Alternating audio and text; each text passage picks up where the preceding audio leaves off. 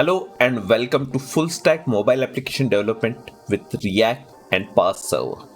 There are going to be two parts and this is section 1. In this section, we are going to learn mobile application development with Expo.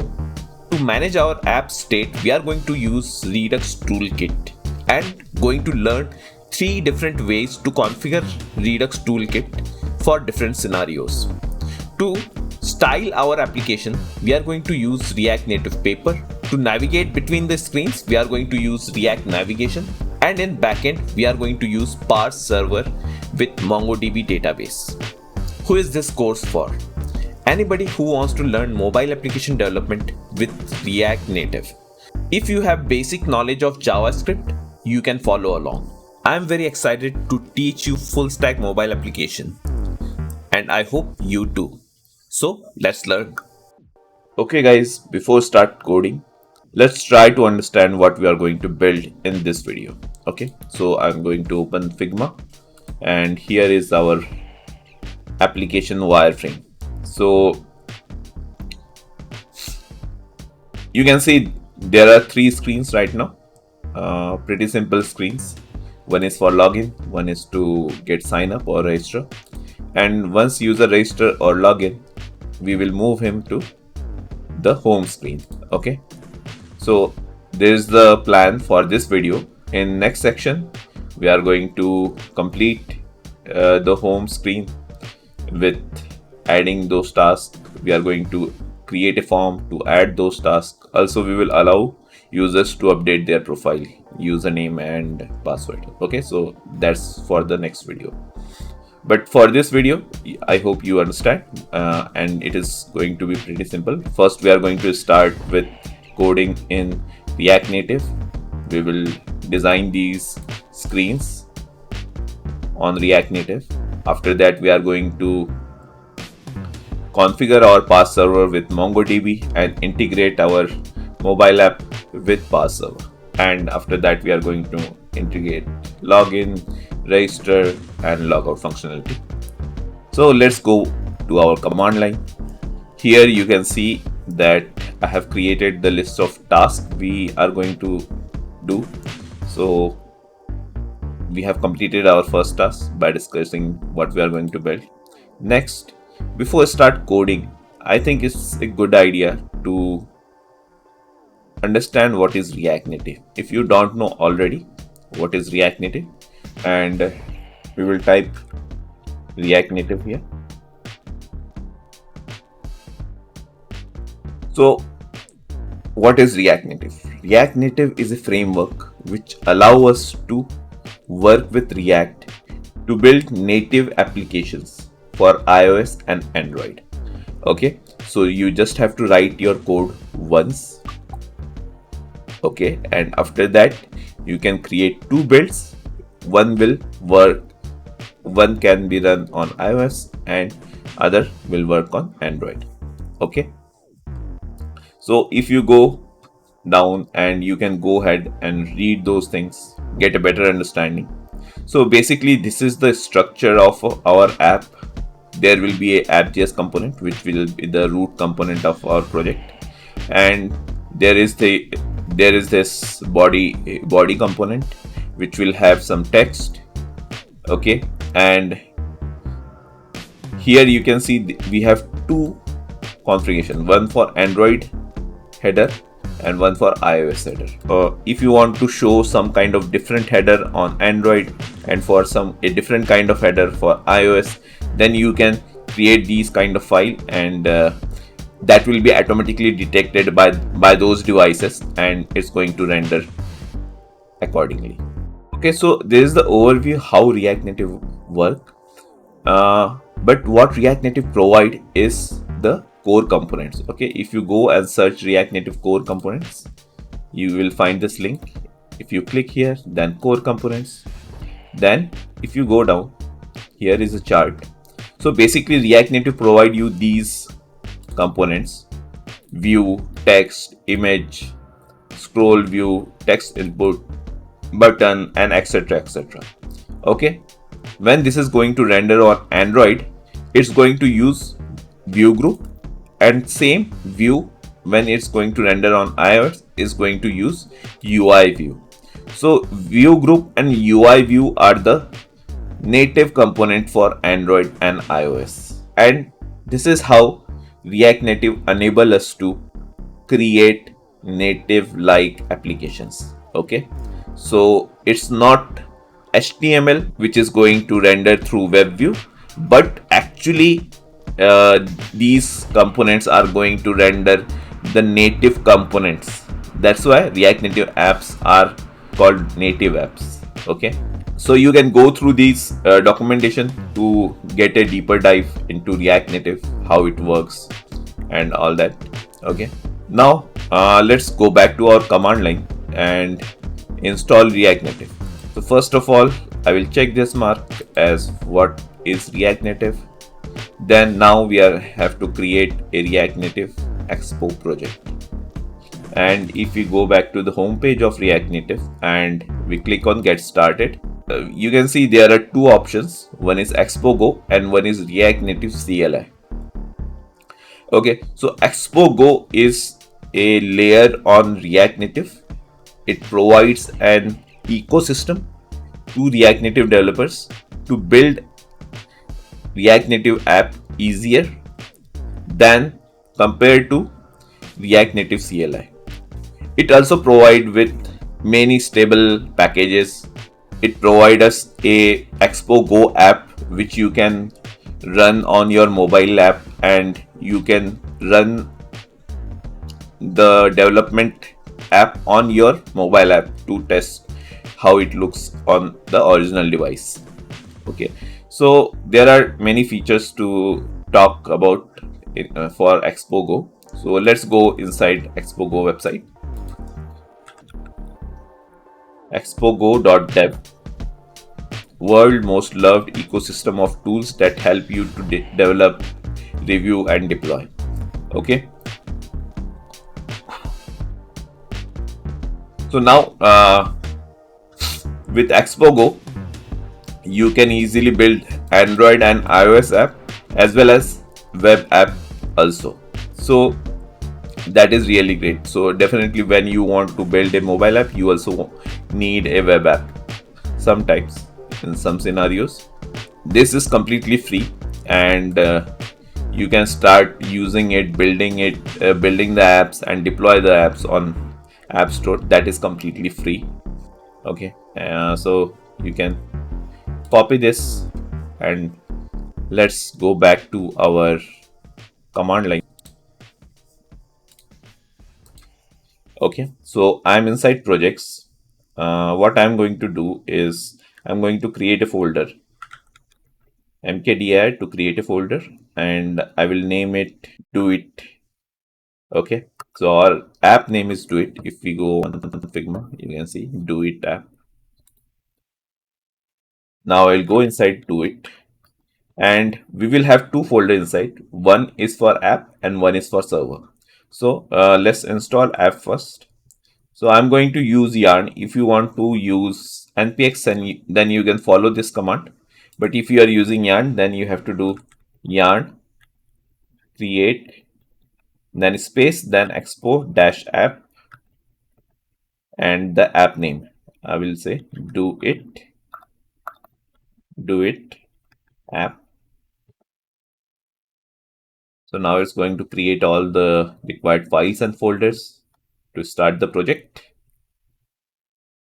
In the task list, you can see we have almost created the project. So let me mark it as completed. So our project is started, and now I will go inside the project directory, which is do it dash app. I will open my code editor, code dot. So here is our code editor. Now I will try to run the app. So to run, we can say yarn start.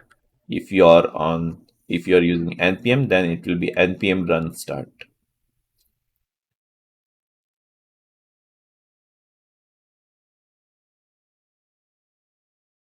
Okay, now we have some options over here. Also, you can see this you can see this QR, which you can scan from the Expo Go app. You can install Expo Go app on your mobile, and you can scan this QR, and after scanning this, the app will be open on your device. Okay, so right now we have not created any folder. So default file which we will get after installation is app.js, and if you are running it on your mobile phone, then you can see this test, you can see this text. But I'm going to use emulator, and if you don't know how to install Android emulator or iOS emulator, then I will suggest go to Expo website and search for Android Studio or iOS simulator there, and you will get the steps how to install it. Okay, and it's pretty simple.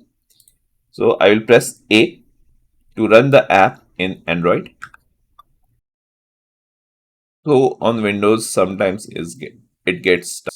So I will go back to my code editor. I have one extension installed, which is called emulator.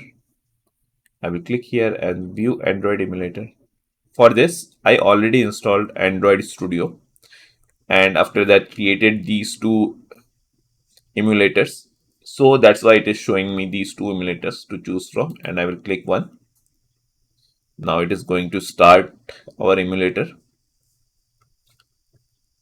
And if you want to know what which extension is this, you can, let me show you. You can see this Android iOS emulator. You can find it on extensions. Okay.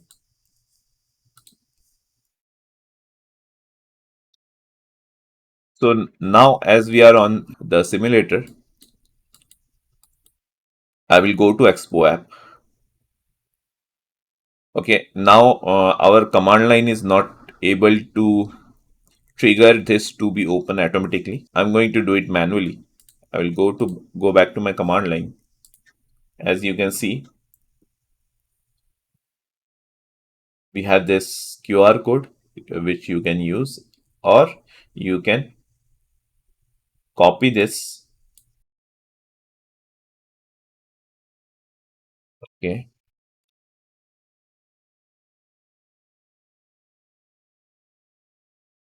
I will open Expo. Here we have enter URL manually. I will type exp colon slash slash 192.168.1.108 colon 8081. Okay, and I will connect. So if we go inside the command line, you can see it is now installing the app, and our app is running right now. Okay, let's go to the code editor. And as I told you, this is the top level component of our app. Any other component which you want to show, you have to import that here so that you can show your component. So right now we just have this text which is showing on the app, right? So if you are first time on React Native or React, if you don't know what is React and this is the first time you are using React, then let me explain you the code a little bit. Okay. So first of all, we are importing these libraries, and uh, React Native library is going to provide us the core components like style sheet, text, view, which I show you on the website of React Native, right? And you can use these components to show some layout of the app, or text on the app, or button on the app, or input on the app. Okay, there you can import multiple components from there, and for that, if you want to see what are the components available, you can go to the documentation and check. And definitely we are going to use those components here to build our app, right? So first is to import the library which is required. Second, we need to return some JSX from our function. So this is a normal function, and we are immediately exporting it as default. Okay, exporting the app.js is important. Okay, if you don't export it, it's going to show an error. Okay, and whenever we are going to create any component, you need to export that component to make it reusable. So you can import that component from other components and you can reuse it. Fine. And final piece of code is this style dot create object. So here you can set the style for your component. Right now, with the style of flex1 background color, we are able to show this text in the center. If I remove flex1 from here and I save, you can see the text is move on the top. Okay, so we are going to learn flex, so don't worry about it if you don't understand what is this. And this is optional component. Sometimes you don't want to style your component, then you can remove this, but right now we will keep it as it is. Okay, I will save this again and our text is in center. Okay, let's go back to our list of tasks and see what we are going to do next. So next is to create a file structure or project structure which we are going to follow. Okay, so this is the important part. How you structure your project is important, because whenever somebody else, some other developer comes to your code, so he should able to understand easily that which file is which, where you have put screens, where you have put component, where is the navigation. So it should be easier for him to navigate through your files and read the code to understand the code how it is working. Okay, so that is the important part.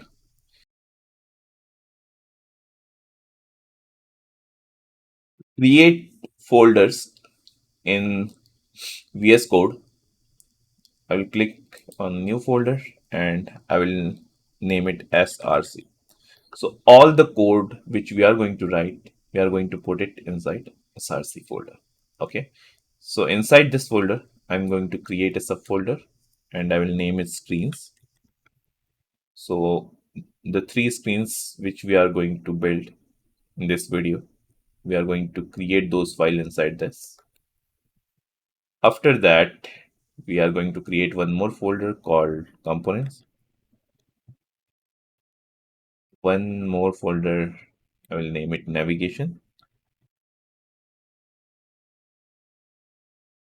Okay, so you can, so I think this is good to start with.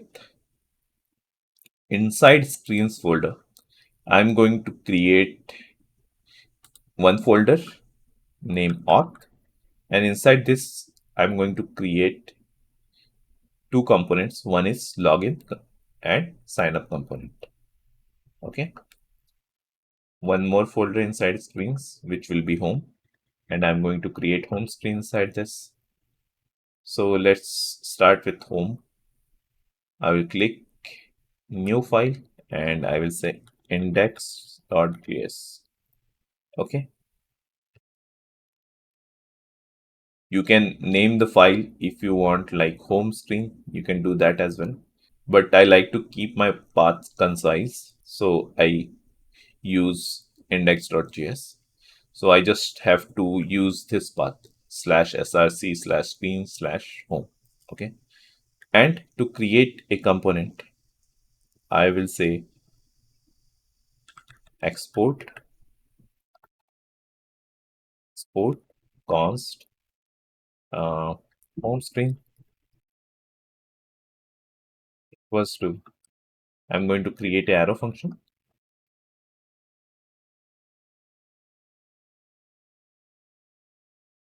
and as you know, we have to immediately return, we have to return something from the component. So I will return some text and I will say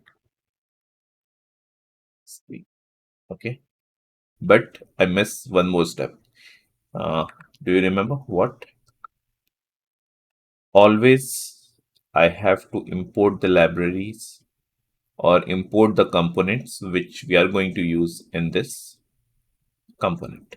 Okay, so basically I'm going to import this core component which is text. Okay, to import it we can type it directly here, or uh, code our code editor also allow us, if you press control space, it's going to give you some suggestions, and I'm going to choose this one because I want to import it from React Native. So I will click here and you can see text component is imported. Now I will save this. I will create two folders inside auth. One is login and one is sign up. Okay. Same thing I'm going to do is a I'm going to create a file called index.js, and this time I'm going to use one extension which is going to create this component automatically for us. So every time you don't have to type that boilerplate. So which is I have to type React Native functional export export with style. Okay. So if I enter this, I can see now we got the complete boilerplate which we required. Okay, and here I have to type login. Okay, I don't need this line. Okay, and I also want to export it as a name export, not as a default export.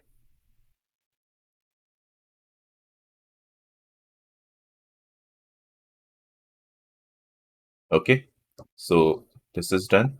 Let's go to our sign up folder. I will create a file again, index.js, and again React Native functional export with style, and I will say sign up screen. Remove this part. I will put export here. I will remove this part. So all these three screens are created. Now to test if these are working fine, we can go to app.js and we can import those. Import home screen auto suggestion. If I enter, now you can see home screen is there. I will copy this, and after this text, I will put it as a component home screen, and I will self close it by slash and then right arrow. Okay. If I save this, you can see our emulator. We have that text which we created, right? Home screen. This text is returned. Okay. Now next, I will say login screen, and auto suggestion is helping me to complete this. If I enter and auto close it, you can see this component is imported automatically for me. I will say sign up, and sign up screen also get imported. Okay, so this is one way to create your files and folder structure and use it. Let me show you one more way to keep these lines concise. Rather than importing it individually from each component, I want to import this from the screens folder. Okay, and how we can achieve that?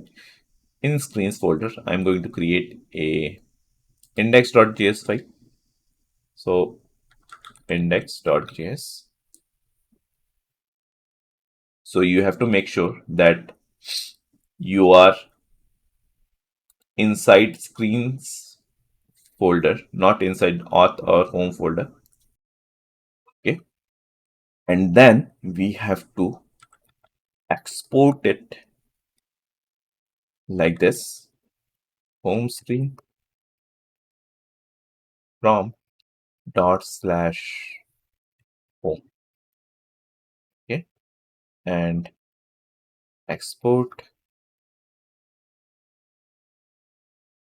login screen from login. Actually, the path is wrong here because it is inside slash auth slash login. Correct. Then again export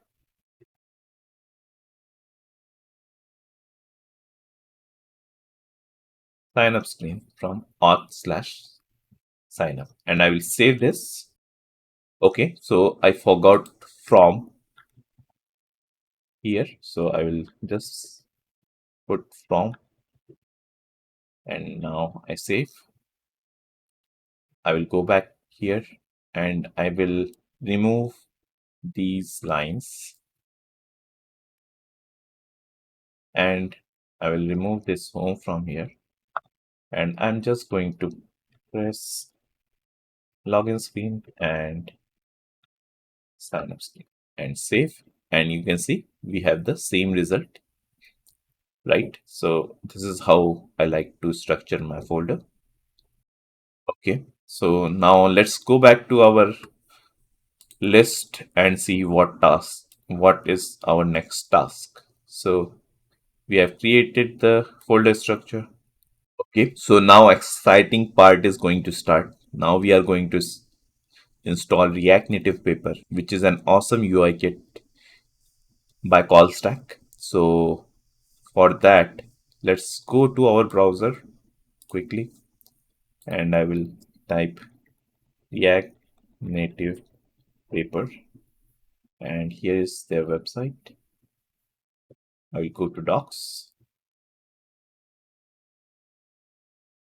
Okay, so here if I click on guide, it is going to show us how we can install it. And as we are going to use yarn, so I'm going to start installing these packages and going to show you how we are going to configure it. Okay, so I will go back to command line. Here we have to stop the project, and I will paste yarn add React Native Paper. Let's select the next package, which is safe area contacts. So I'm going to copy this.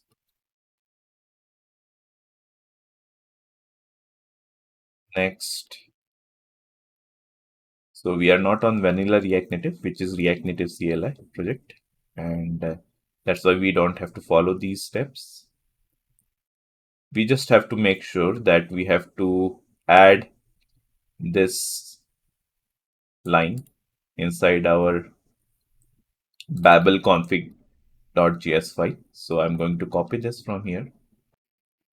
Okay, till here. I will copy it. I will go back to my code editor. Set babel config. After this line, I will paste it, and that's it. Let's go back to browser if there is anything left. So I think we are good to start with. So this is the example how we can configure it. Okay, so here they have shown us an example using the app registry. So but we are not going to use app registry. We are going to use paper provider directly. I will copy this and go to the command, go to the code editor. Let's go inside app.js. Okay, so let's give one space over here. We'll keep our components which we are going to create and the libraries which we are going to create separate by a small space in between. Okay, let's go back to the browser again.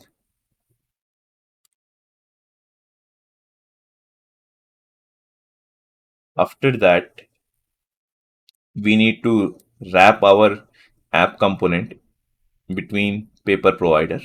Okay, so inside code editor, what I'm going to do, I'm going to wrap these all lines inside paper provider.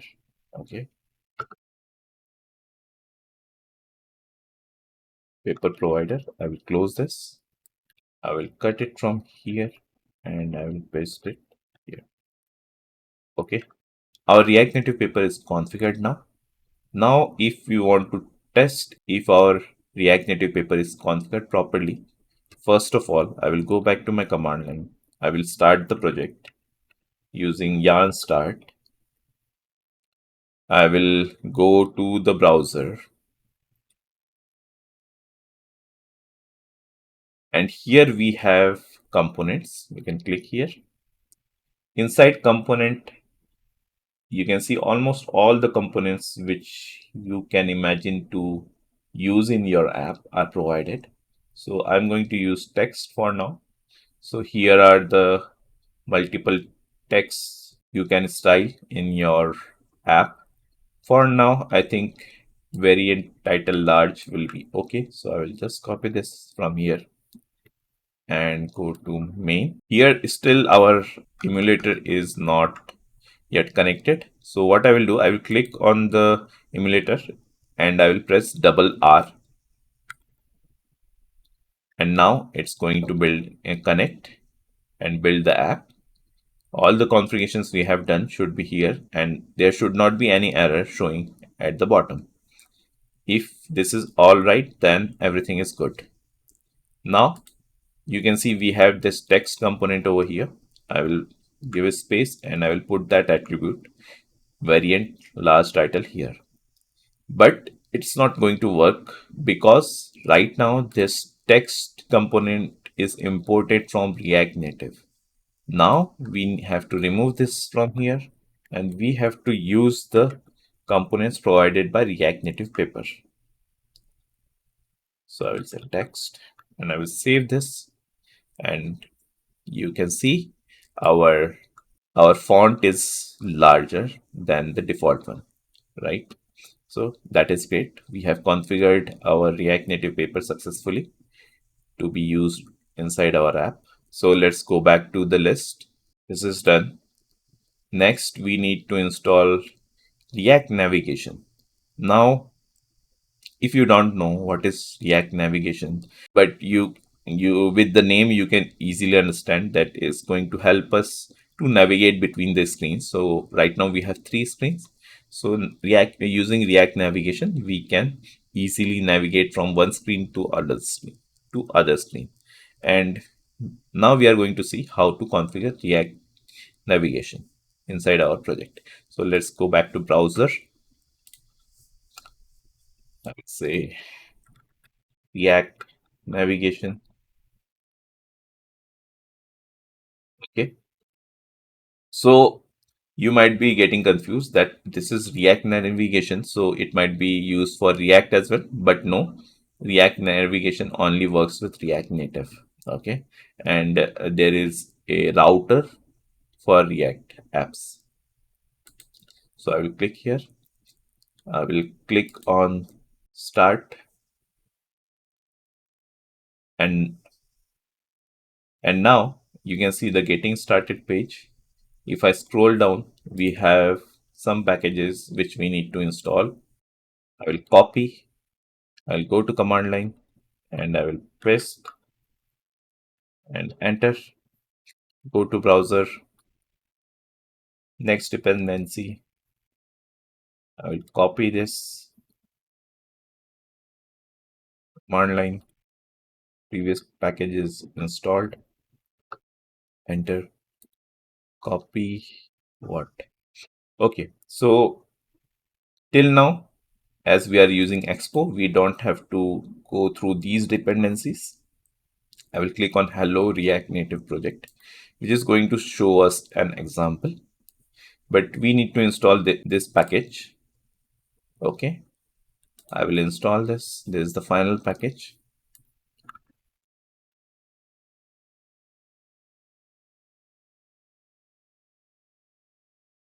Okay, let's go back to browser. Now here is the example. So first of all, we need to import the container, then create native stack navigator. Okay, we can call this function and store it inside a variable. After that, we will put navigation container, which we are getting from this library, and using this stack dot navigator, inside that we get stack dot screen, where we can name our component. Using this name, we can switch between the screens. So suppose I'm on login screen, I want to navigate to home screen, then I have to call this name, and then we have to provide the component name. Okay, so this is pretty simple configuration. I will just copy these two libraries from here, go back to my code editor. Before that, let's go back to the command line, start the project. Okay, and go back to the code editor. You can see that our code editor is not working, so I will press on the screen, then double R, and it's going to reload. Okay, now everything is fine. Let's go back to the browser, copy this again, these two lines only. Now, as you can see, we already created this folder. We are going to a file inside this folder, and I'm going to name it main navigation.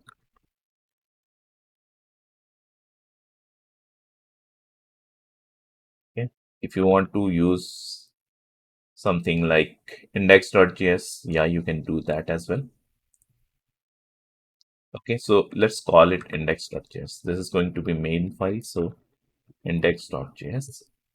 Okay, and I will use that shortcut React Native functional, but this time export without style. We don't need style inside this.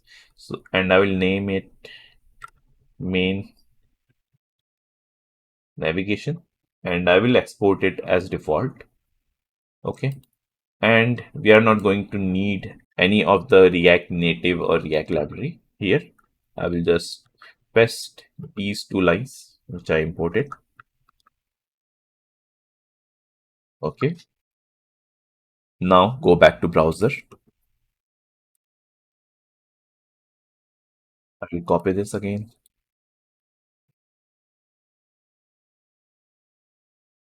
saving some typing time. Don't want to type these small things as okay. Really lazy person. Then we are going to copy this completely because we already have a home screen, so we don't have to make any changes inside this. Go back to the code editor, and I will remove all this and put it here. Okay, now first of all we need to import the home screen, so I will do control space and then enter. Now as you can see, it is showing me the suggestion. I will enter. That is imported. Now I'm going to duplicate it by control shift D. Now the line is duplicated. I'm going to name it login, and now I will say login screen. Again, I will duplicate it by control shift D. Home screen. Sorry, not home screen, sign up screen. Sign up screen, and I will say sign up, and I will save this. Okay, so our configuration file is ready. Now we need to connect this with our app, and for that, our top level component, which is app.js, we need to import this there. Okay, so now we don't need these components over here, so I'm going to remove it. I'm going to import main navigation from src navigation, and I'm going to remove everything from here. Okay, I think let's keep this part, but rest of those components I'm going to remove, and I'll paste main navigation and then self-closing arrow, and I will save. Okay, app is loading now or not loading for some reason. Let's go and double R on this so it will reload and configure the, and it is going to reload and show something, but no, still not showing. On command line we don't have any errors, so let's go back to the code editor. Let's see if there is any problem. So I'm going to remove this first. Also, let's clean up a little bit the unwanted or unrequired packages. Okay, let's go back to navigation index.js. So we have home screen, hit home. Okay, let's go to the home screen by control and click here.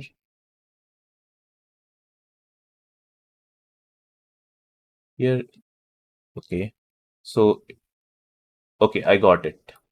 So we have this style over here, and I'm going to remove the style.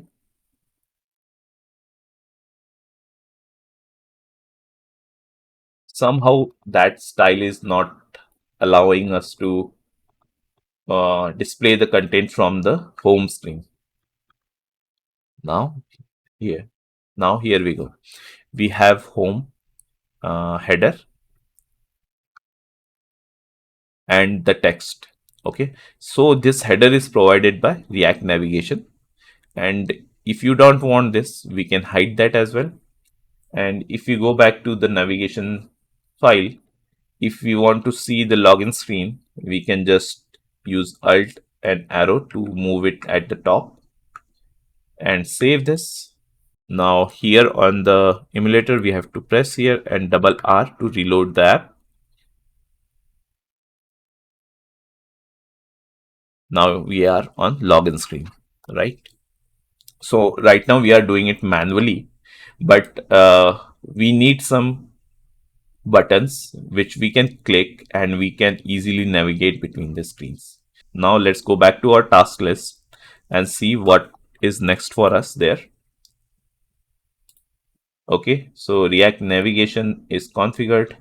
Now we have to design the login screen. So let's go to our code editor, and here first thing what we have to do is we have this login screen text which is coming from our component, and we have a header.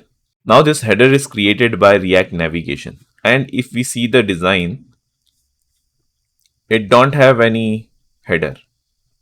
Okay, like this for the home screen. So for the home screen we need the header, but for login and sign up screen we don't.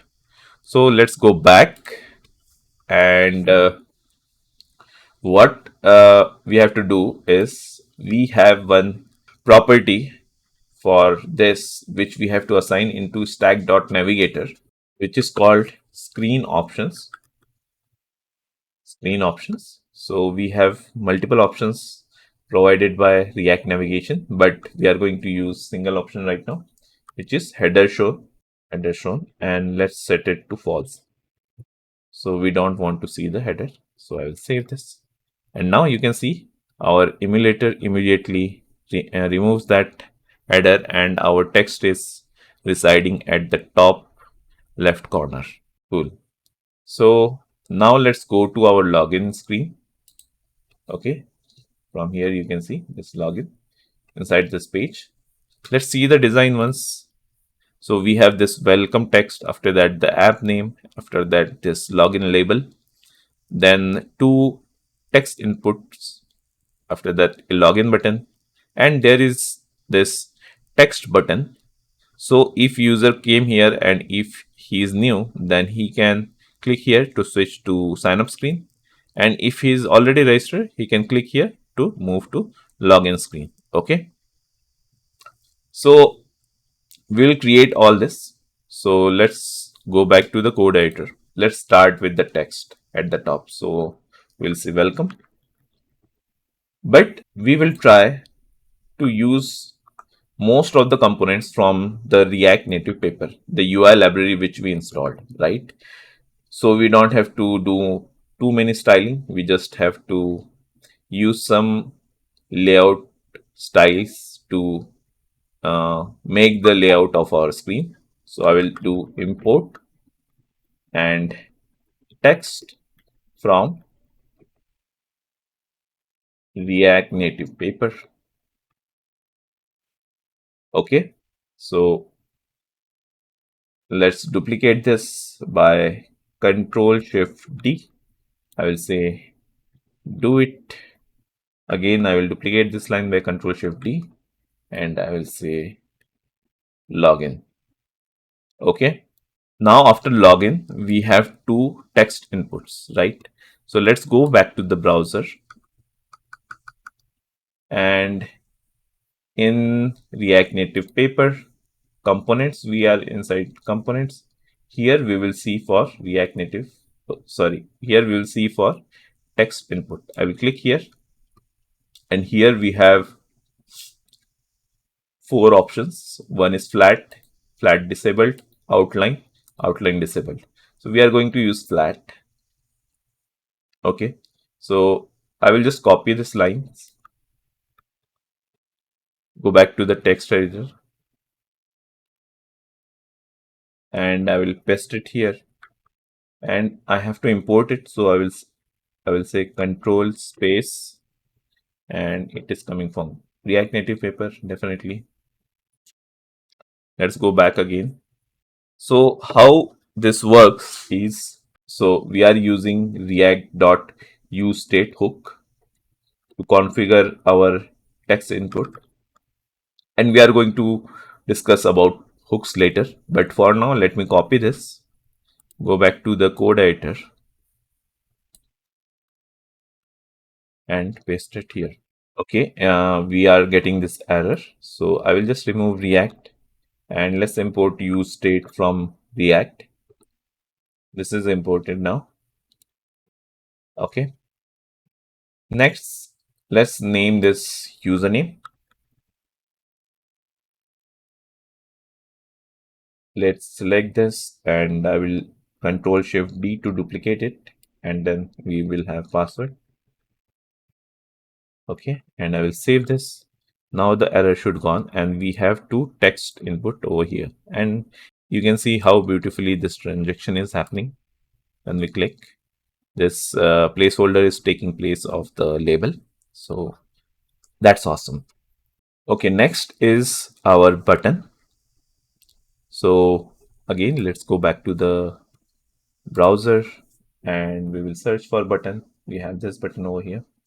So we have text button. So definitely we need a text button, then outline button, content button. We are going to use content and text button. I will just copy this from here. Go back to the code editor.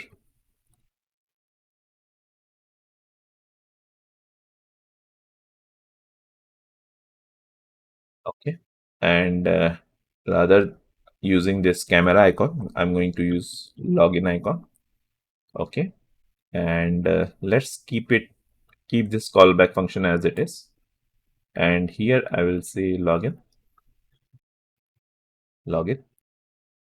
I will just duplicate it by Control Shift D. And here we will change the mode to text. So I will remove this and I will set text here and I will save this. Okay, I forgot to import the button. So I will right click this and we are getting two options. One to import from React Native and React Native paper. So we are going to use React Native paper. I will save this. And now you can see we have two beautiful buttons created. Okay. And here I will say new to app sign up. Okay. And here button is fine. Rather than using login icon, I'm not going to use any icon in text button. I will remove this. I will save it. And now all the components which are required are here.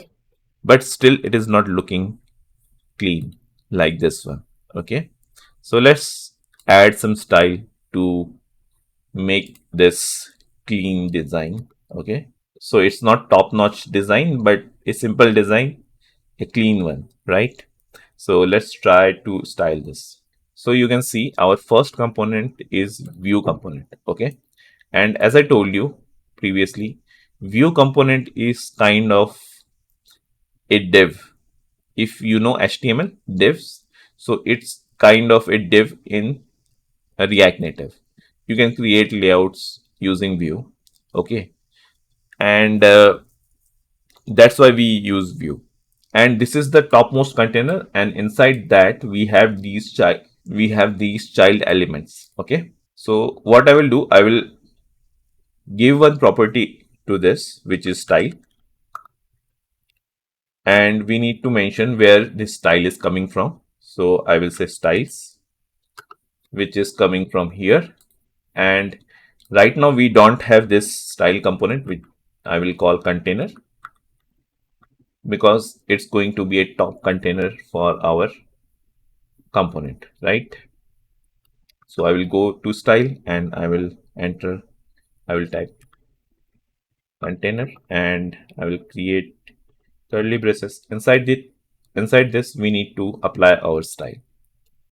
So first of all, what we have to do is we need to bring all these elements to the center, right? As per the design, it is center. Okay.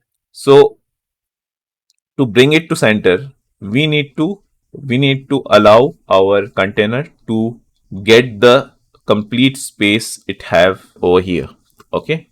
So if I use border width to 1, let me color this quickly using border color,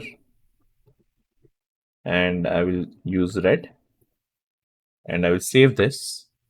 You can see our container is this much. Okay, this is the blank space, but we want this to be taken by our container. For that, we need to use flex 1. Okay, and if I save now, you can see it is taking all this space, and if it have any element over here, it will stop here. So let me show you an example. Okay, so for that, what I will do, let me grab all these things. Okay, and I will cut it from here. I will create a new sub container. Okay, but I'm not going to provide this style right now. I'm going to move everything here. Okay, but now you can see we are getting this error. If I save this, it's going to throw an error. Why? Because whenever we are returning anything from our component, that should be a single component. And right now we are returning multiple components. And here it is giving us a suggestion to use a JSX fragment. Okay. So I can use blank elements, which call fragments, to make this a single component. And if I save this, now we can see we have this flex 1, which is taking all the space which it can possibly, and we have other elements at the bottom. Okay.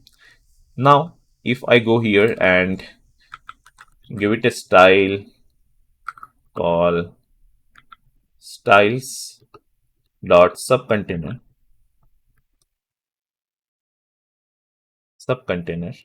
I will copy this, I will place a comma, and then subcontainer.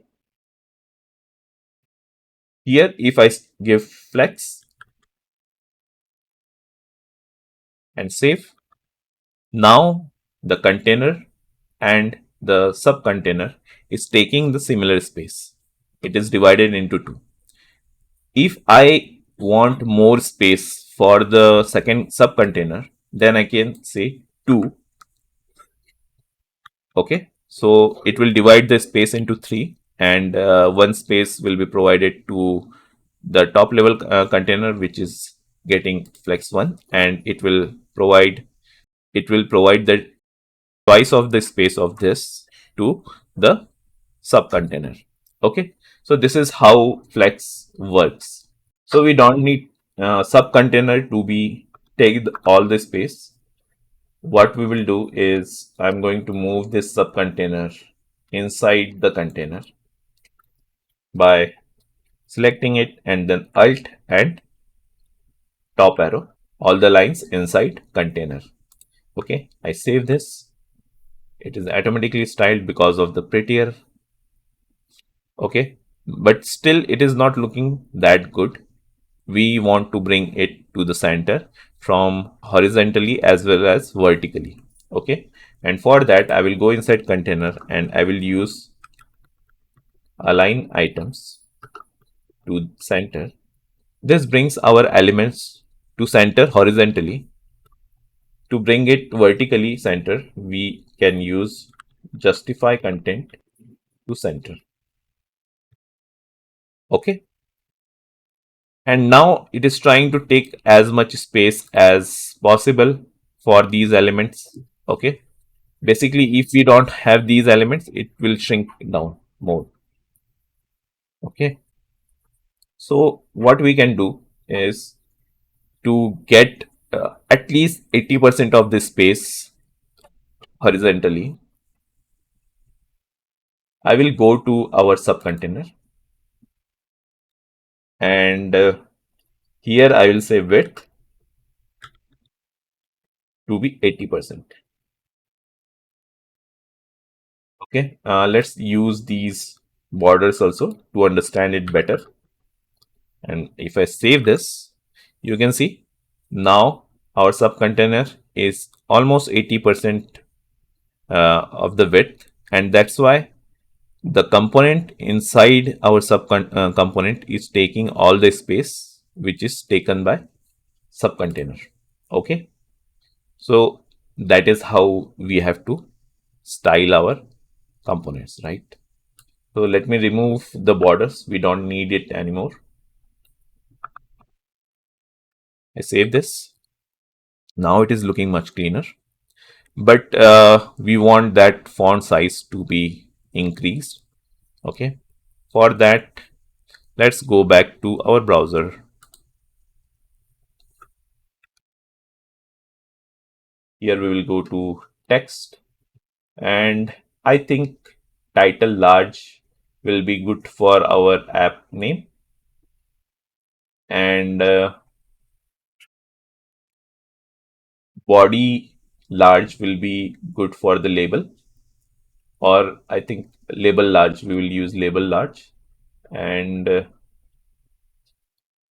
title. Okay, so let's use title large for our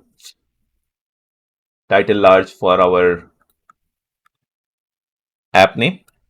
Okay, so I will go here and I will set variant title large. I'll save this.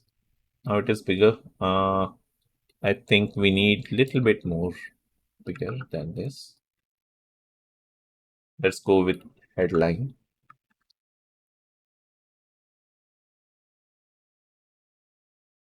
Straight over here. Save this. Now it looks good to me. And you can use any variant you want from there. Okay.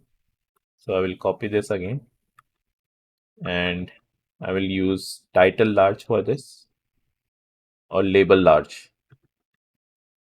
Label large.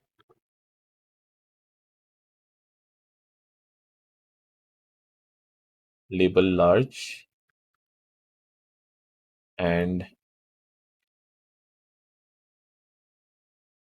for login also And for login, we are going to use body large.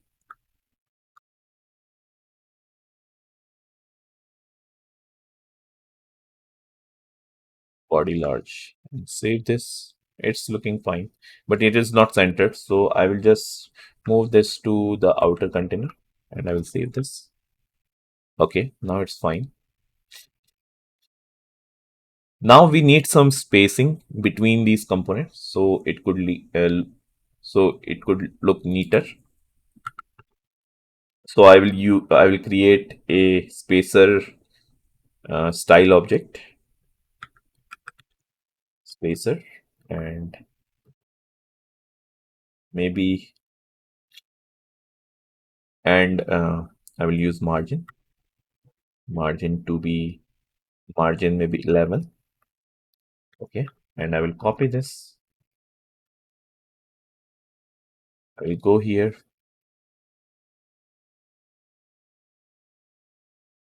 style equals to this dot spacer. I'm going to copy this. I will apply it here as well for login. Save this.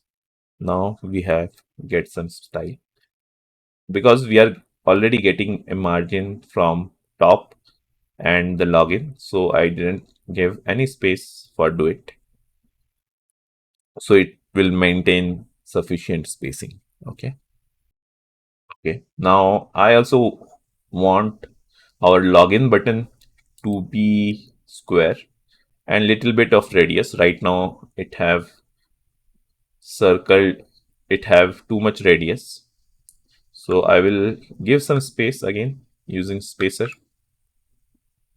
Okay, and now if I want to remove these space, what I have to do is to use multiple styling.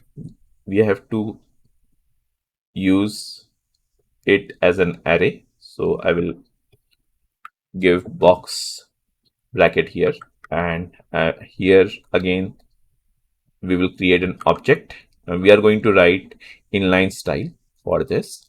So to remove that, we are going to use border radius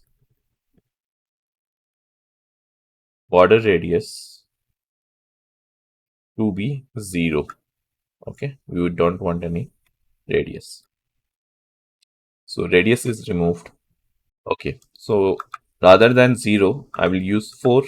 I will give a little bit of radius to it, and I also want to remove the extra spacing it is getting from uh, left and right. Okay, for that I will use margin left. So we can use margin left 0, margin right 0, or we can use margin horizontal to be 0, and I will save this. Now it is taking all the space. Fine. So far so good. I want this button to be little bulkier like this.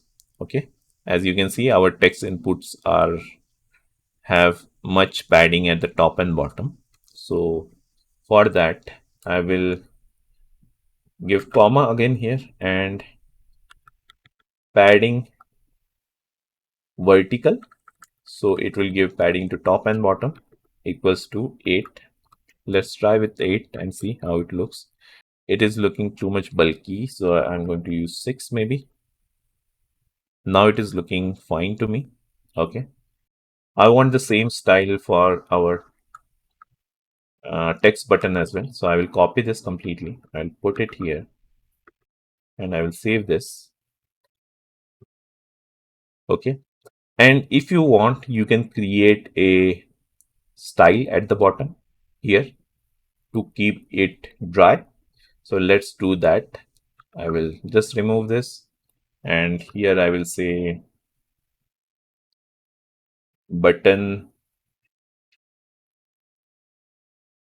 style, and I will paste it here.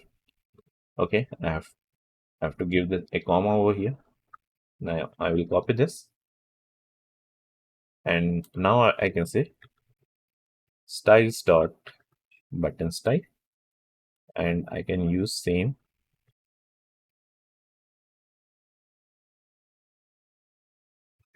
this much, not this much, only this particular object.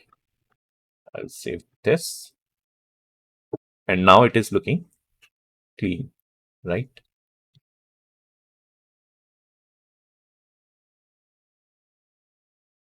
It is in center as well.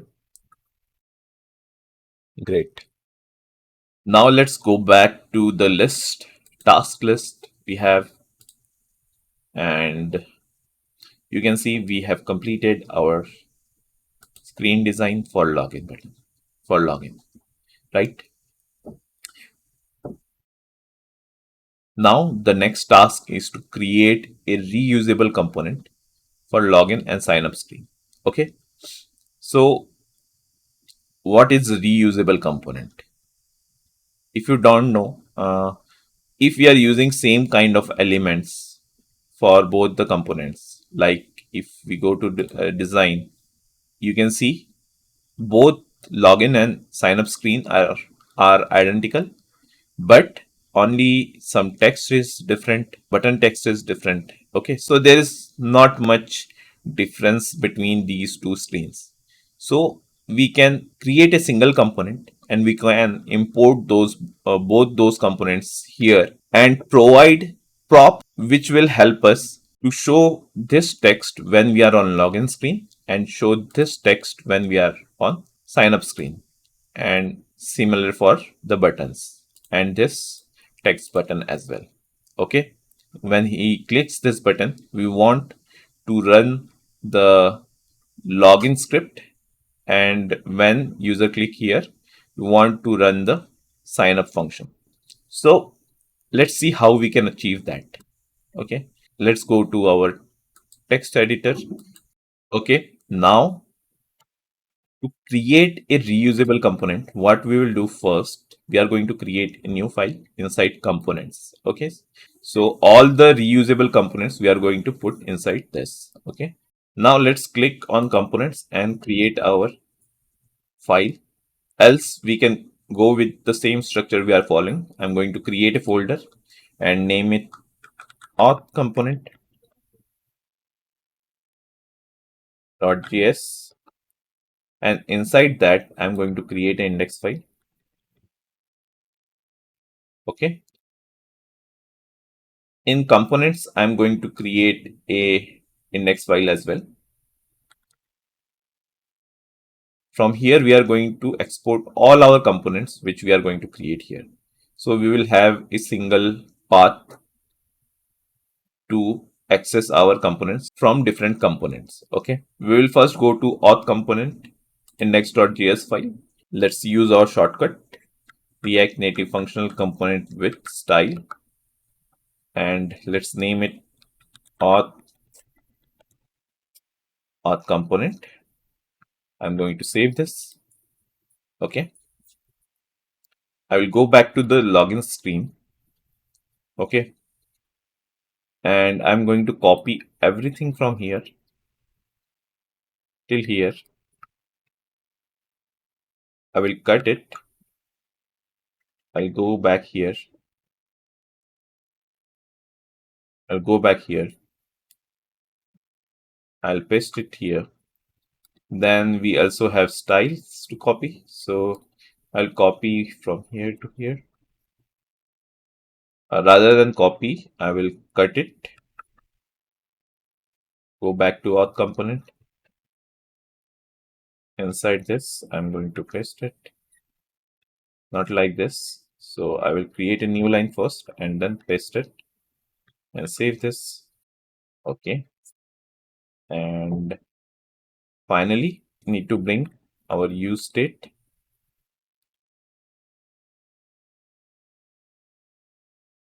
and the libraries.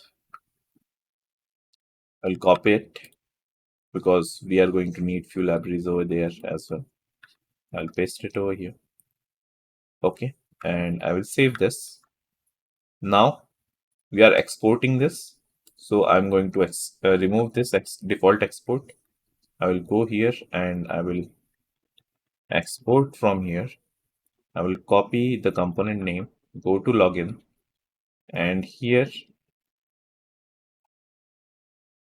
I'm going to self-close this. I'm going to import it. Okay. And if I save this now, you can see we can see the similar component. Okay. But still it is not reusable. Okay.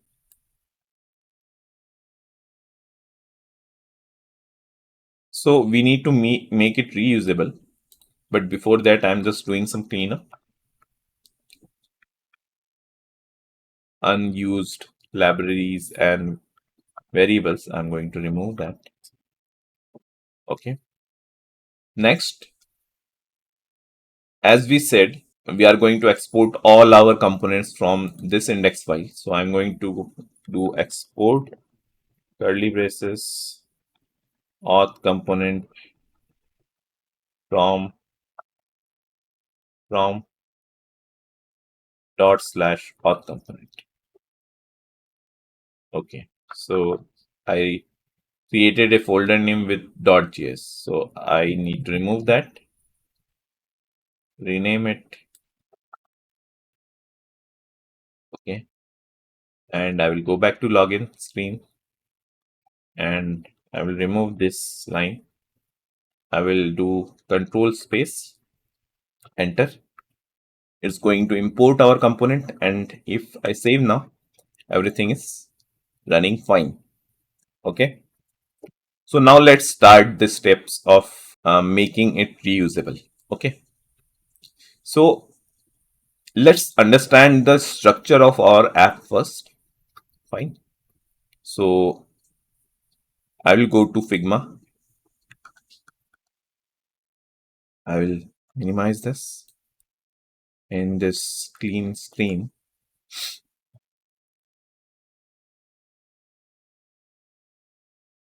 I'm going to use this. So at the top, we have, let me make it bigger and make this component smaller. At the top, we have app.js, right? It is importing all the functions from main navigation. And main navigation is importing components like home screen. Okay.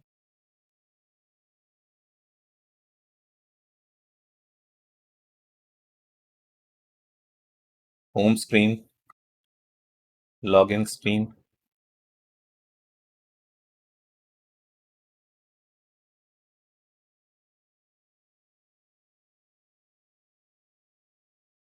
so I will say home screen first, or let's say sign up screen, login screen, and home screen. Okay. So we have this structure. So basically this is our top component, which is importing all these component from main navigation. Main navigation is deciding which screen to show. So right now we are showing login screen, right? Now what we are going to do is we are going to create a component. Okay. And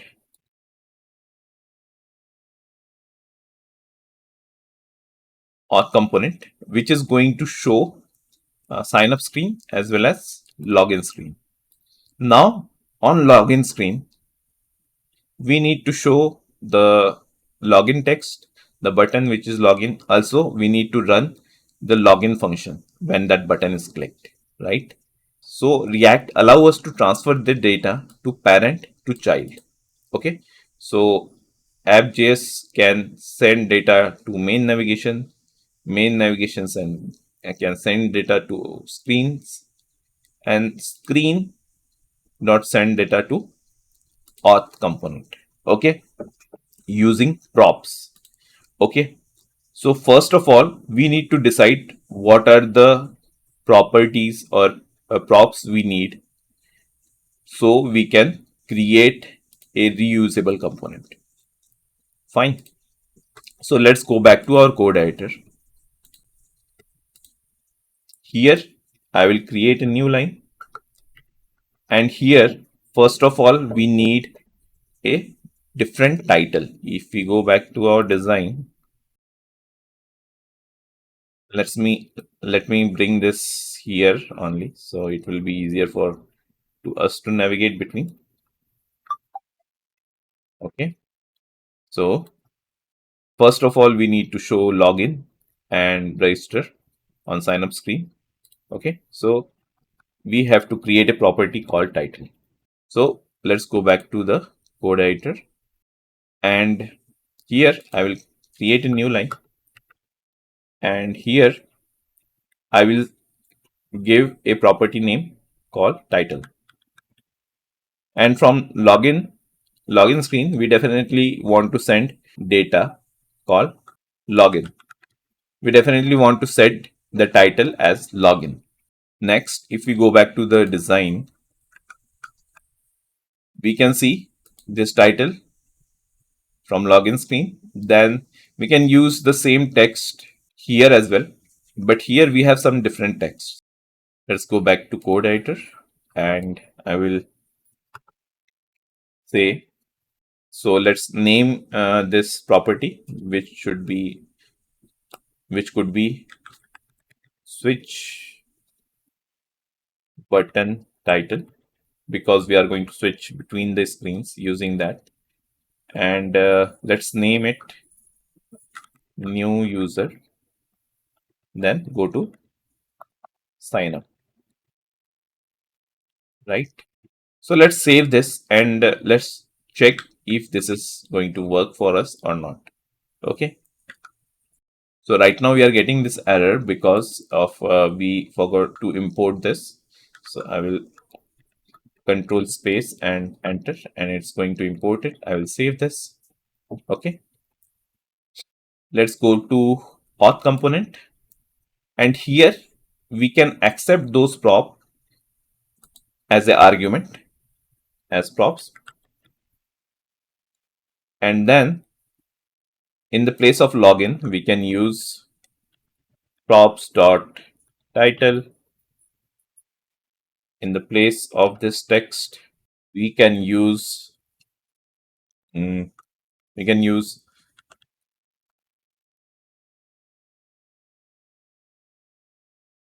props dot switch button title. And if I save this, okay, so we can see the login, but the button text is disappeared for some reason. Let's check. Let's go back to login screen, and here the spelling of switch is wrong, so I save this and save, and now we can see new user sign up. Okay, so whatever you want here you can set that, and that will be shown here. Okay, so this is how, using the power of props, you can create reusable components. Now let's try to navigate from this screen to sign up screen. Okay, for that we need to pass a function. Let's name this prop go to sign up. Okay, equals. So now to navigate, React navigation provide us a prop. Okay, because this component is inside main navigation, so it can pass some functions or data from main navigation, right? So we can get that prop here. So we can say props, and then here props dot, or we can use destructuring. and I can type navigation here. So as I told you, this prop is provided by React Navigation, and we have here we can pass a callback and navigation dot navigate where you want to navigate. So let's go back to our navigation screen, which is inside navigation folder, and here you can see the names we can use to switch. Okay, so we can use sign up. So we have set sign up for sign up component. So I will go back over here and I will put sign up here and save this. Okay, now if we go and try to click new user sign up button, okay, sorry, now we have to first set this prop inside auth component. I will go here and here is the button, and right now we are doing console log. So I'm going to remove this completely.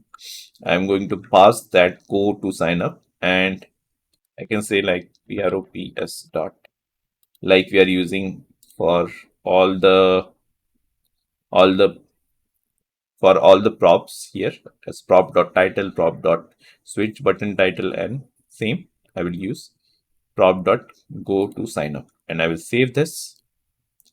Now when we click on new user sign up, boom, there is an error. Why? So for that, let's go to login, and this should be navigation dot navigate.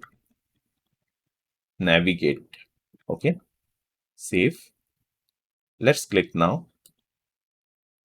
Boom, we are on sign up screen, but still we have not designed it. So you can see the text on the top left corner, sign up screen. Okay, so great. Now we are able to switch. Now it's time for us to use that reusable component and complete our sign up screen. Okay, so I will go here. I will remove these text from here, and I'm going to remove these brackets also, and I will use auth component. I'm importing from components, and I will close this. First of all, I will save this. Now you can see we are not getting any login or button text because we are not passing any props from here, correct? So I will pass title equals to title will be sign up. Let's save this, and you can see the change. Now what was that? Switch button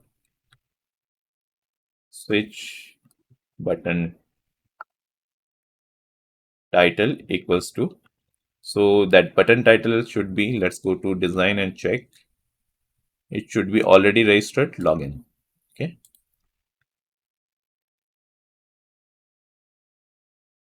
already registered login with 3 dots.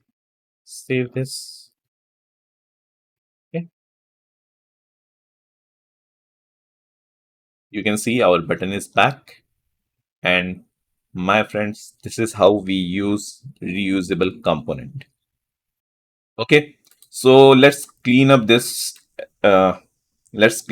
component as well. I am going to remove style. We are not going to need any of these, so I'm going to remove this. I will save this. Now let's go to our login component, and okay, this is already cleaned up. Just I need to remove this styles. Right now we don't need that, so it's fine. Okay, now let's go back to our task list. Create reusable component is done. So now it's time to start our next task, which is to design the simple home screen. Okay, so if we go to Figma file, you can see that we have header called home, and Then we have welcome user and logout button. So it's the simple screen we need to design. And after that, we are going to install Parse Server and integrate it. So the interesting part is going to start. So let's go back to our code editor. And first of all, let's go to navigation. Because if you see the Figma, if you see our wireframe, you can see we don't have header for login screen, sign up screen, but we have header for home screen, right? And also in future, uh, in future, we want our user to be in the home screen or login or sign up screen. If he is logged in, then he should be in home screen, right? So for that, let's start with creating a hard-coded variable called const is logged in, and I will say true because we want to design home screen. And then in JSX, if you want to write any JavaScript, we can use curly braces. Here I will use ternary operator and say is logged in, and I will just copy this, cut it, and I will put it over here. Okay. If user is not logged in, then I will again paste here. Okay. So when user is logged in, at that time we don't want sign up and login screen to be here. So I will remove this two from here. And when user is not logged in, we just want to show login or sign up screen. So I will remove this home screen from the bottom part. I will save this. So now to get the header back, I will remove the screen options from here and save this. And we can see the header is back. Okay. Now let's go to home screen. So we already have the header. Now we just want to show some text, which should be welcome username. And next we need a button. So I will go back to our auth component. Here we have this button. I will copy this, go to home screen. I will paste it here. I will wrap it inside a bracket. And also, as I told you, whenever we want to return, it should be in a single, inside a single element. So I will use view for this. I create a new line over here. I will bring our view here. Okay. Okay. So we don't have view element in from library. So I will bring that by control space and enter. View is back. We'll save it. Still there is some error. It's saying button is not there. So let's call button from React Native paper. Also, I want to bring text from React Native paper. So I will go to text. So I'll first remove it from here. Save this. We are going to get an error. Let's control space, and then we are getting this option to import it from React Native paper. So it is imported now. I'll save it. Still there is some error. So I will go back to our auth component. I will copy this and I will go back to our home screen. I will paste it here.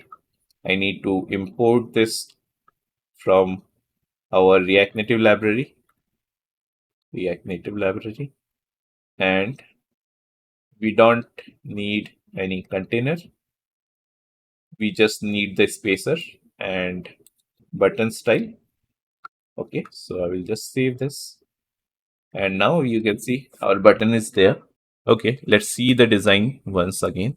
So we want to bring it to center horizontally.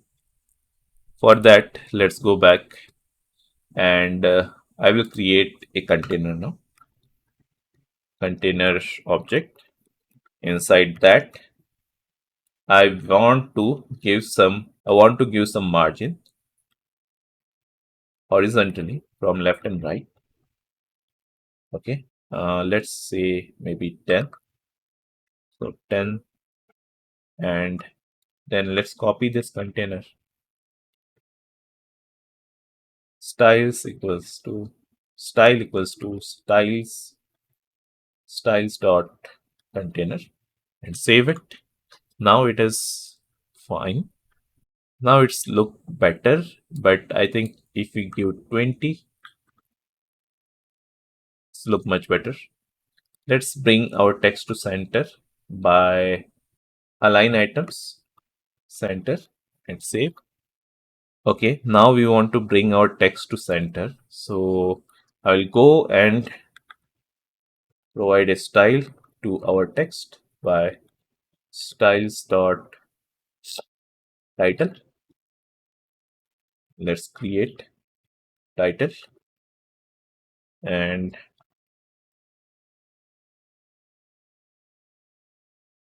I will say text align to the center. Okay, we also need spacer for our text. So I will copy the spacer from here and I will create our array and I will save it. Save. Now we are getting some space from the top. Okay. Now it is looking much similar.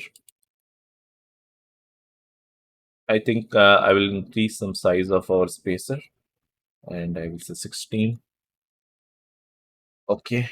I think it's good to go with. Okay.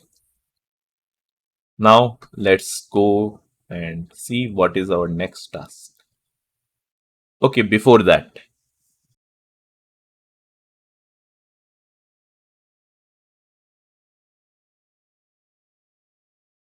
so I will change this text and that's it. Our logout screen is created. I will change the icon as well and I will save this. Now logout is created. Okay, now let's move to our next task. Our next task is to, let's mark this as complete, is to install Parse Server, which is a backend as service. If you don't know about Parse Server, please go check my videos on Parse Server. I created 3 small videos on Parse Server, which will give you enough knowledge to continue from this part. Okay, so to install Parse, what we will do, we'll go to browser. I'll open a new tab and then Parse Server, parseplatform.org. Okay, then let's go here and we have to select Parse Server example. Okay, and we have to clone the code. Then go to command line. Now to install Parse Server, I'm going to use Ubuntu, which I installed as a WSL on my Windows system. So this WSL is inside Windows. That's why we can go to do it directory.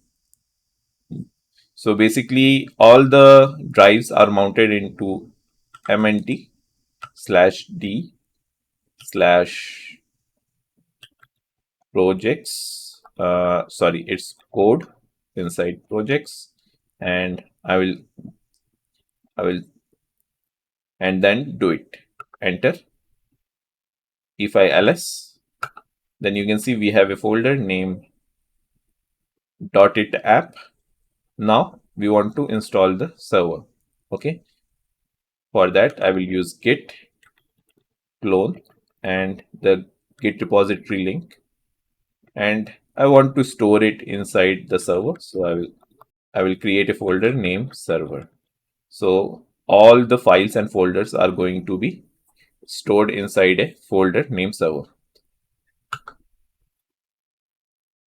Okay, now let's clear the screen.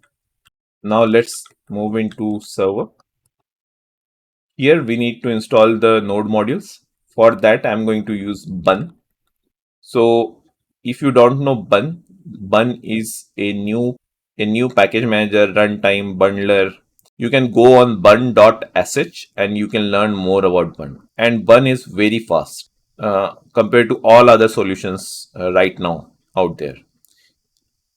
Okay, so I'm going to use bun I to install all the packages.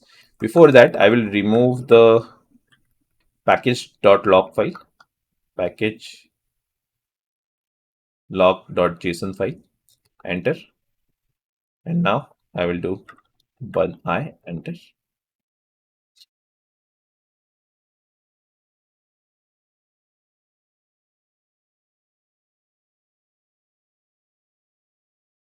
Okay, all the packages are installed. Let me open my code editor as well. So I will open a new command line. I will go to /d/. I'll go to my project folder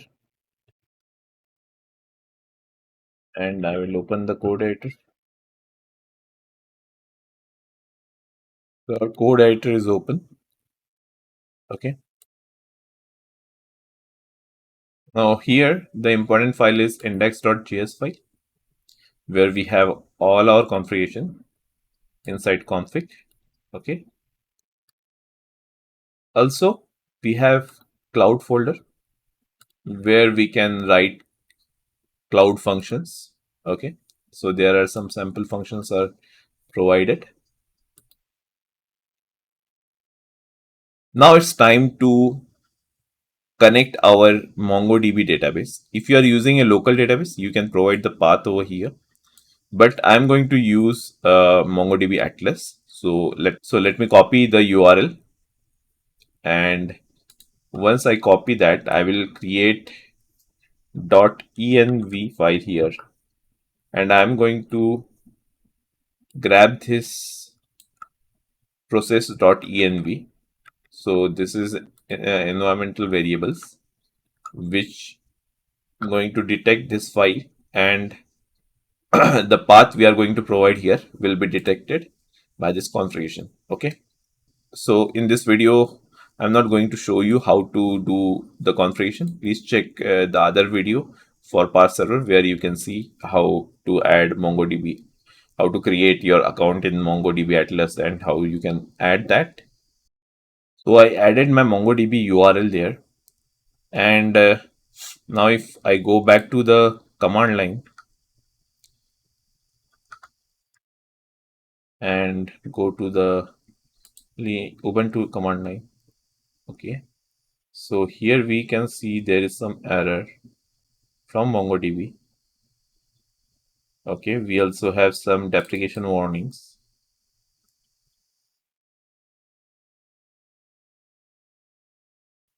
So let's close this and let's bun.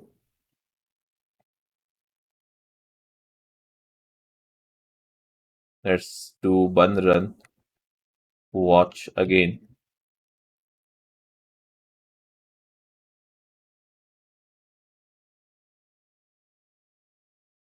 Okay, now it is connected, and you can see Parse server is connected on port number 133, right? But we have these deprecation warning, so don't worry about that. We are going to remove those deprecation warnings as well. So first let's check to run this server. Let's go to browser, and I will open a new tab. I will say local host colon 111,337 and enter. So here we can see this text. Okay. If we go to the code editor, we can see this text is coming from this line. Okay. We also have test define. So let's go back to the browser. Let's test if it is successfully connected with our database or not. So for that, I will say /test test, enter.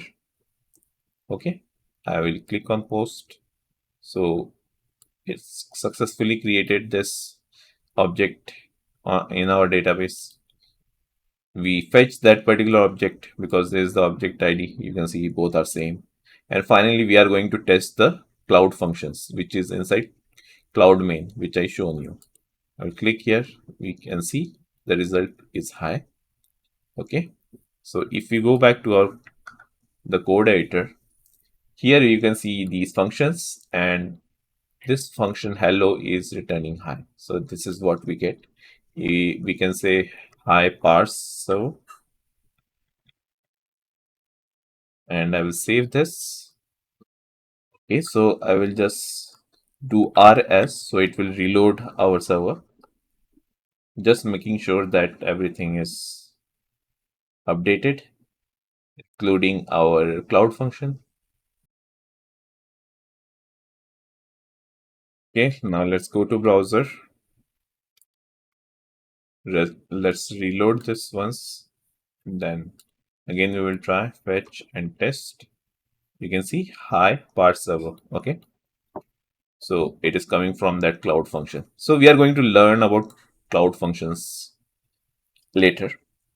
But for now, let's go back to our task list. And here you can see we have installed Parse, also integrated it with MongoDB. Now it's time to integrate it with our app. So to start the integration, we need to install Parse SDK on our React Native app. Okay. For that, I will go back to the browser and I will do React Native Parse SDK. Enter. And here we get a link from back for app. Here, so here we will go into Expo, and these steps we already completed. Our app is already created. I will copy this.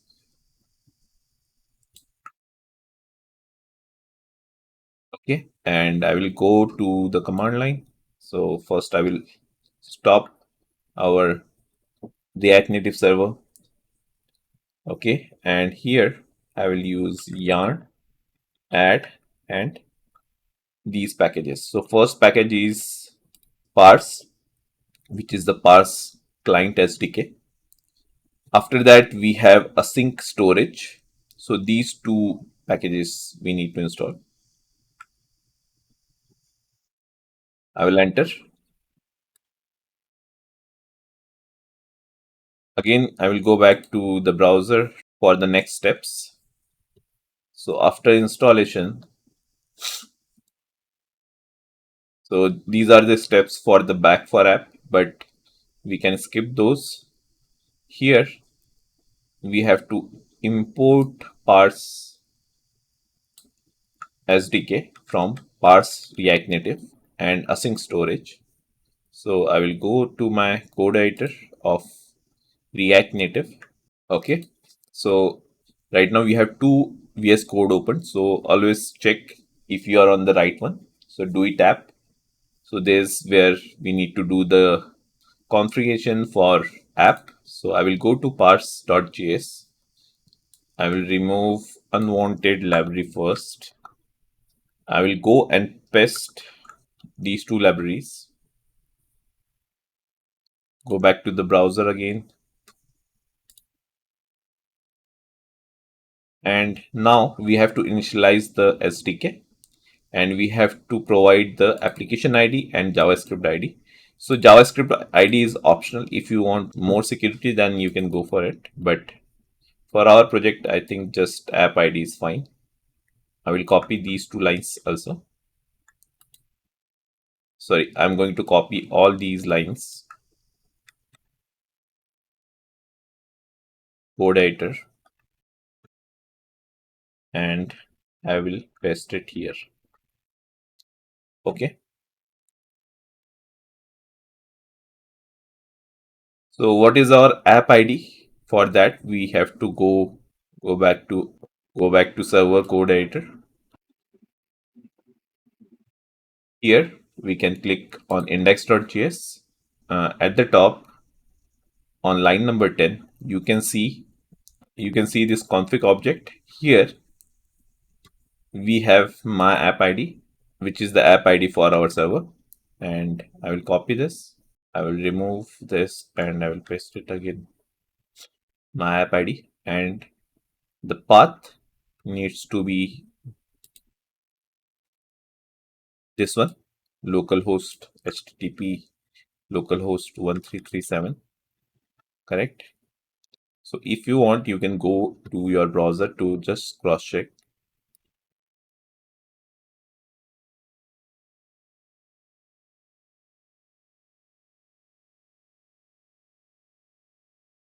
Okay, unauthorized. And if we remove this, and we should able to see this, right?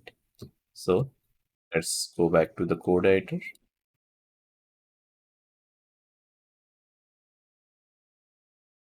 I will remove this server URL and I will paste this one. So let's go back to our command line and start our React Native app. Let's see if we can see any errors.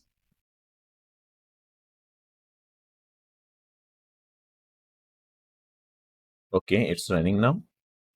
Let's go to our emulator and click on the screen, then double R to reload the app.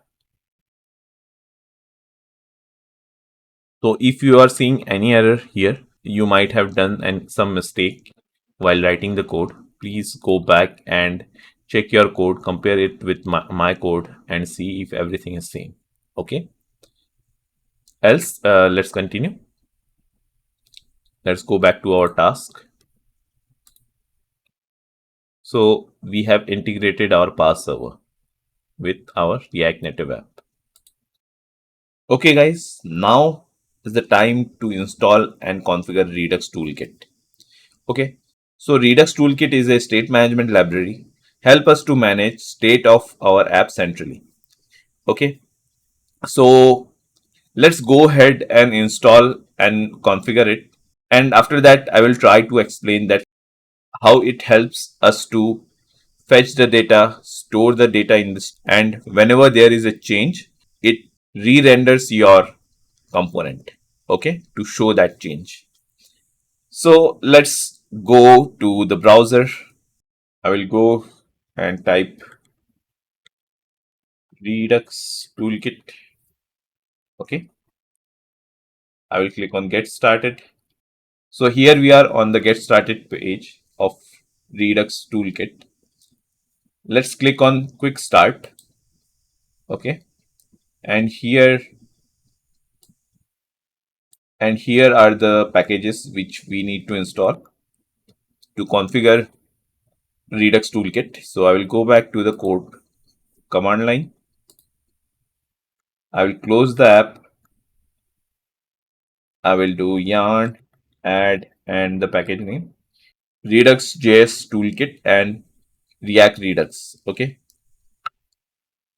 So React Redux is the package which allow us to communicate our app with Redux Toolkit. Okay. So it's installed. Now I will start our server back. Let's go back to the browser. So what we are going to do is first we are going to configure it, and after that I will try to explain you that how Redux Toolkit works. Okay. So let's copy this lines of code. Go back to our code editor, and here in src we are going to create a new folder. called store. So basically it is in store which stores our data from server, okay, and distribute it to our app wherever it is called from.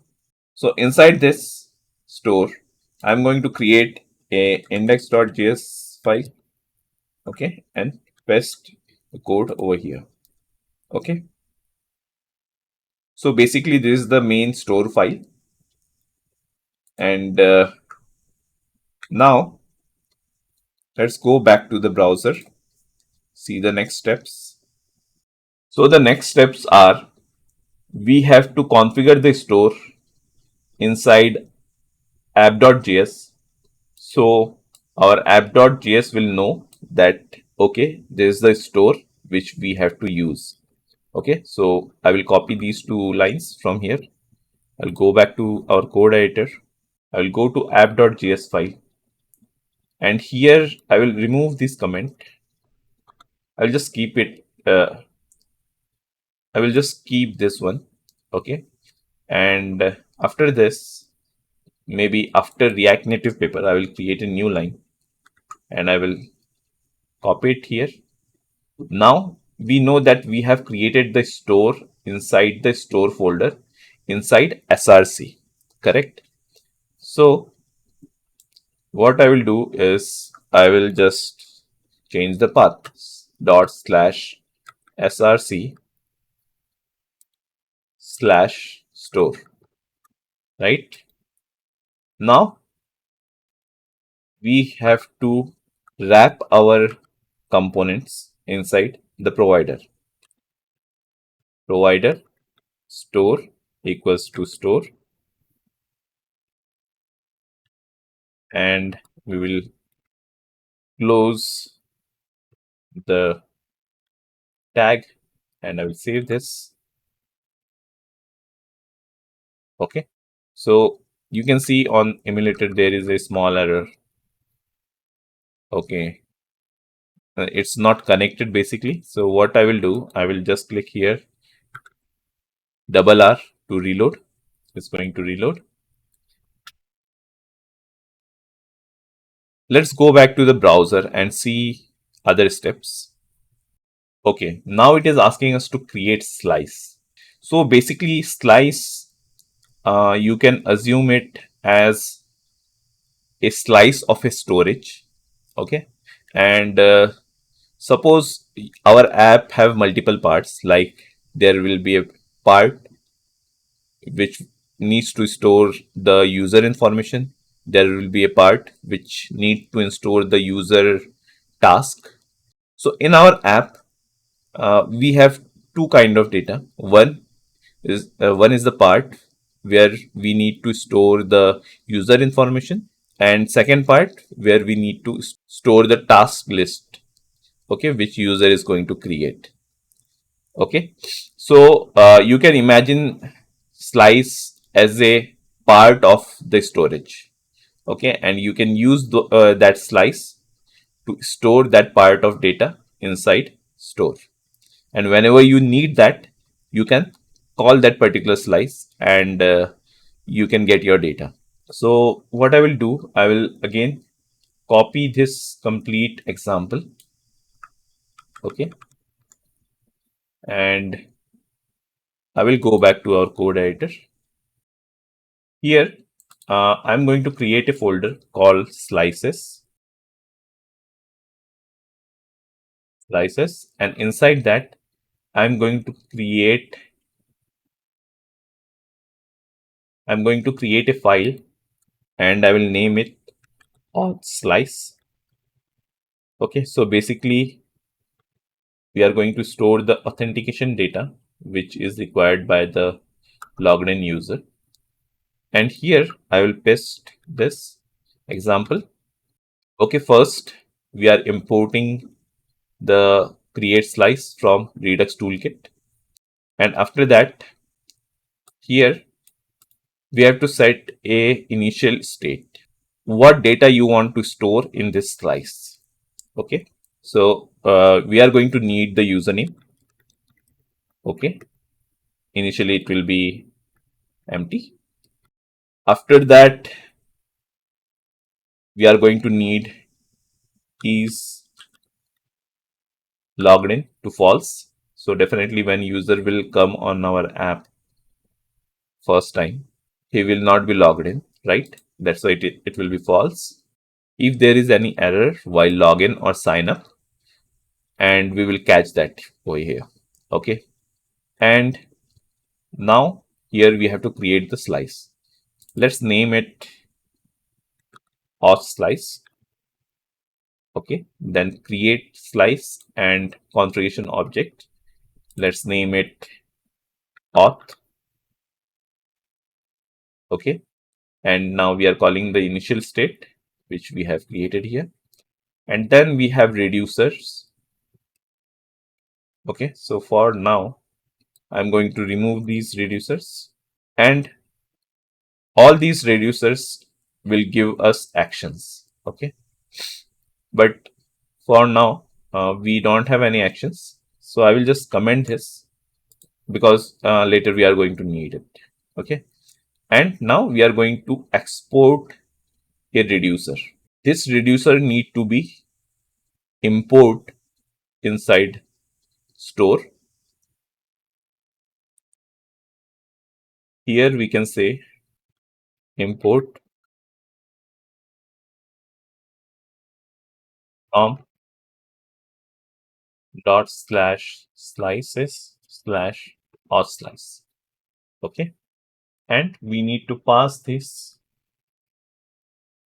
reducer inside reducers. Here we have to give our data some name, maybe user, and we will pass the auth reducer here. Okay. So there is some error in our emulator. Counter slice doesn't exist. Okay. So let's go back to auth slice. Here we don't have counter slice, but a auth slice, right? So I will copy this. I will change it. I will save this. Now it is okay. It is working fine. Okay. Okay. So now our store is configured. Okay. All the user data which we are going to get from the server, we need to store that inside this slice. Okay. And reducer is going to help us manipulate that data from the server to keep it in this format. Okay. And how it's going to help, we are going to see later. Now we can say that our Redux Toolkit is configured for this app. Okay. So let's go back to the task list and see what is our next task. So I will mark it completed. Now we need to add login and sign up functionality. Okay. Now we are going to interact with our backend server, which is Parse. Okay. So it's going to be interesting. To add login and sign up functionality, we have to check Parse Server documentation, that how login and functionality happen on Parse Server. Okay. So let's go back to our browser. And here we have Parse Server, and we need to check JavaScript SDK guide. Okay.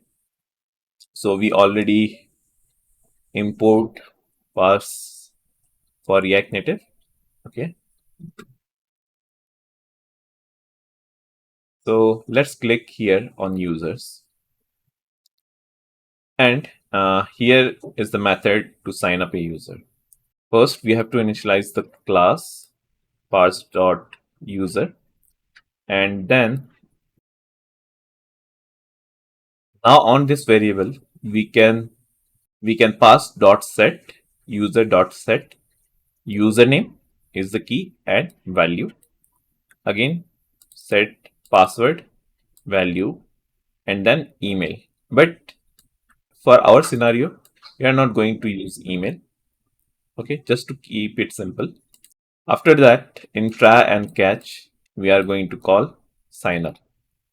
and the user will be created. In case of any error, we can show the error.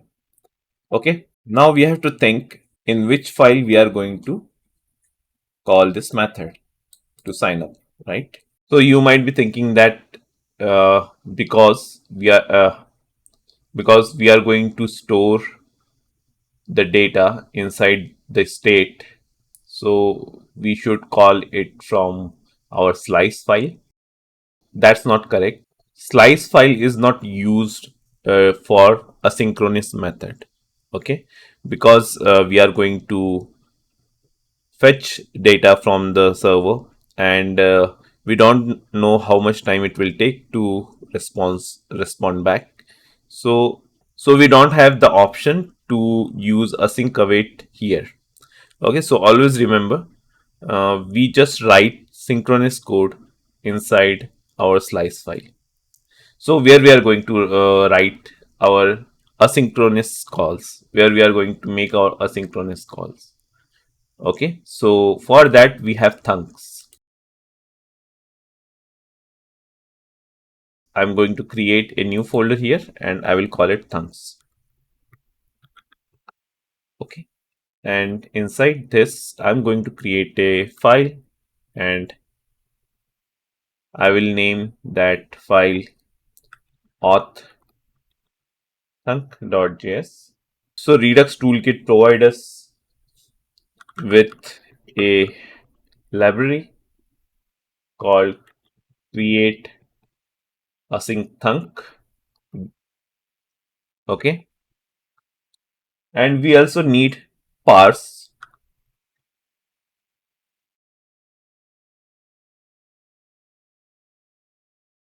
parse / React Native. Okay, because we need parse client to allow us to connect with the server and do the communication with the server, like storing the data or fetching the data. Okay, so I'm going to create a thunk and I will call it sign up equals to create thunk. Okay, now here we have to name our thunk. Give any name, like sign up, maybe like sign up and sign up, and after that it takes an callback async, because it's going to run a async function.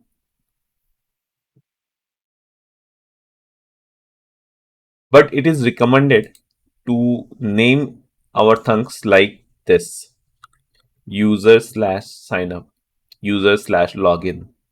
Okay, so uh, this is a pattern of naming our thunks. So basically, this sign up function is for users, so we are going to call it user slash sign up. And when we are going to create a thunk for login, we are going to say user slash login. Okay, inside this we are going to initialize the parse user object. So I will say const user equals to new parse dot user. Okay, and now we can say now we can type user dot set, and the key should be username.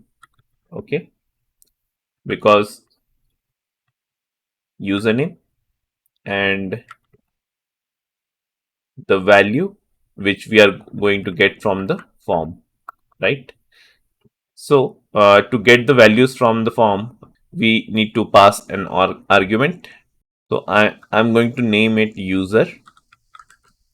Okay, let's rename this to user create, maybe. Okay, so user create dot set user dot username. Okay, then user create dot set password comma user dot password. Okay, and after that we can say await user create dot sign up. Okay. So once user is created, it's going to return us with the username and the token. So I'm going to grab it using a variable user details equals to fine. And for now, let's console. So I will say console.log user details. So let's create an object inside this, and I will say username colon user detail. So you might think that it's going to return an object, but no, works little bit different. To get the data from user details, we have to say user detail get username, and we also going to get a token. So I'm going to store it in token user detail dot get. We are going to get a session token. Okay. So we are going to get a session token. Okay. Now how to use this async thunk. Okay. So our signup thunk is created. Now let's use this inside our signup file. Okay. If we go to signup, now inside signup file, we will import that function, that thunk function which we created. Okay. And to import it, first thing we need to export it. Okay, I forgot to export that. I will go back to our thunks and I will put export sign up. Okay, and now if I go back to the sign up and import sign up from dot slash. So I'm going 2 step back, one more step back, and then store slash thunk slash auth thunk. Okay. Okay. So we get this function. Now to run this function, we need to use a hook called use dispatch. Okay. And to use it, we have to first store it in a variable. So I will say dispatch equals to use dispatch. Okay. When I entered, this is imported from React Redux, and I have to put put these brackets. Okay. Now we can use this dispatch to run this function. Now I'm going to create one function called handle signup. Handle signup equals to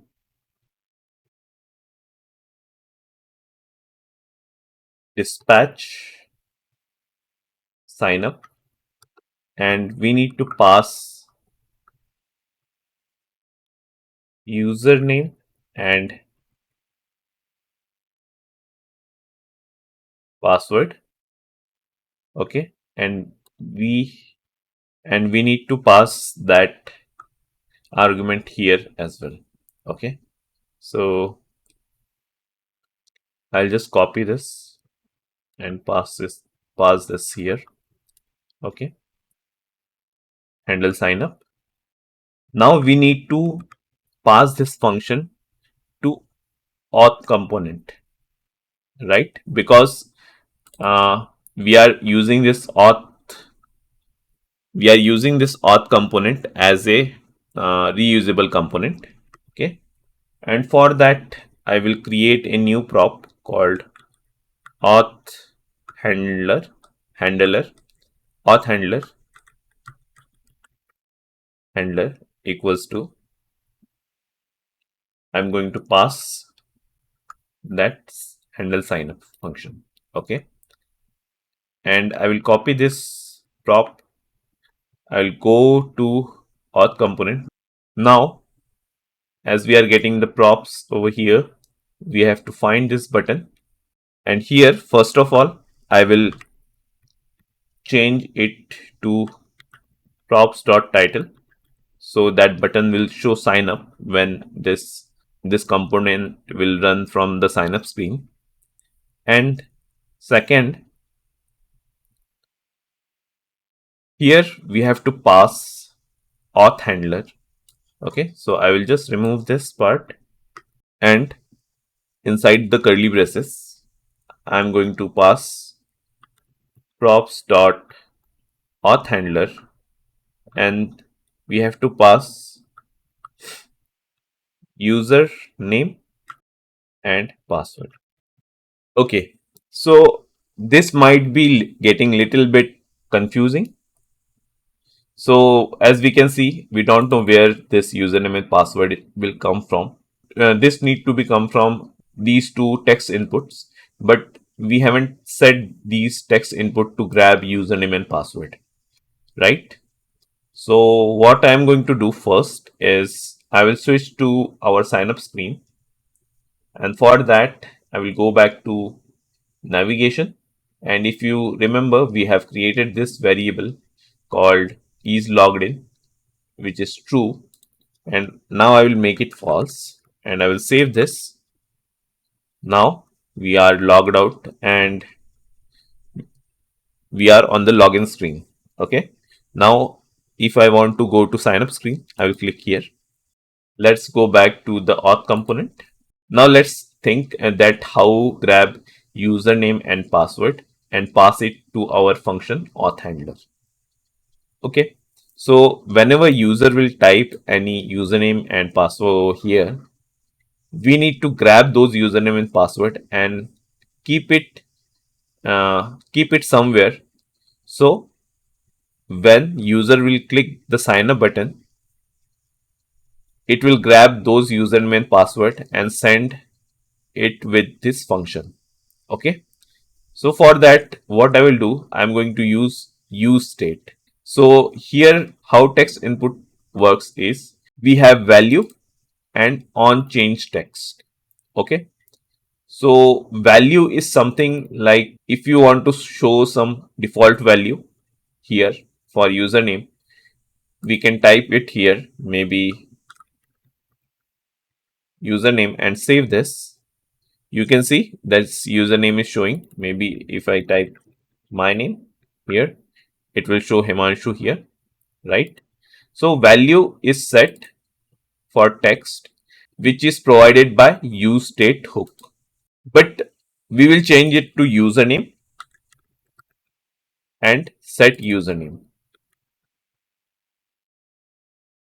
Okay, and I will keep our value to blank.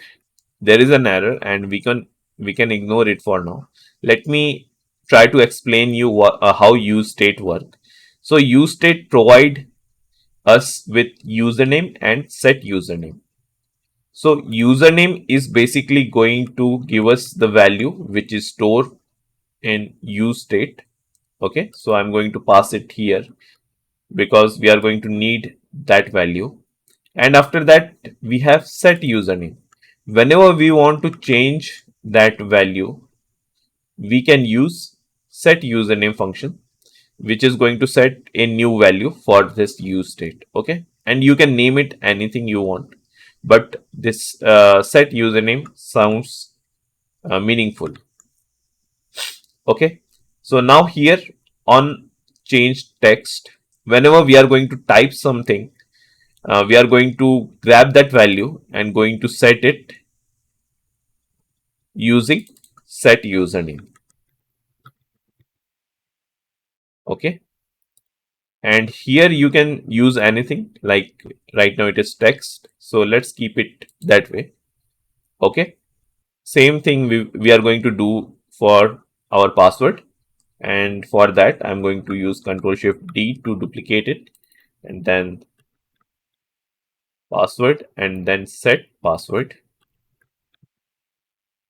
Okay, and here I'm going to type password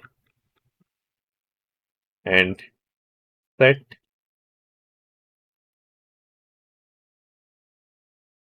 password. Okay, now if I save this, okay, we have a spelling mistake over here. Now save. Okay, let's go back to sign up screen. So now our states are set. Whenever we are going to is going to grab those username and password and store it in use state, and whenever user is going to click this button or press this button, we are going to send that username and password with that function. Okay, but to check if it is working or not, let's comment this. Okay, and I will console log the values first.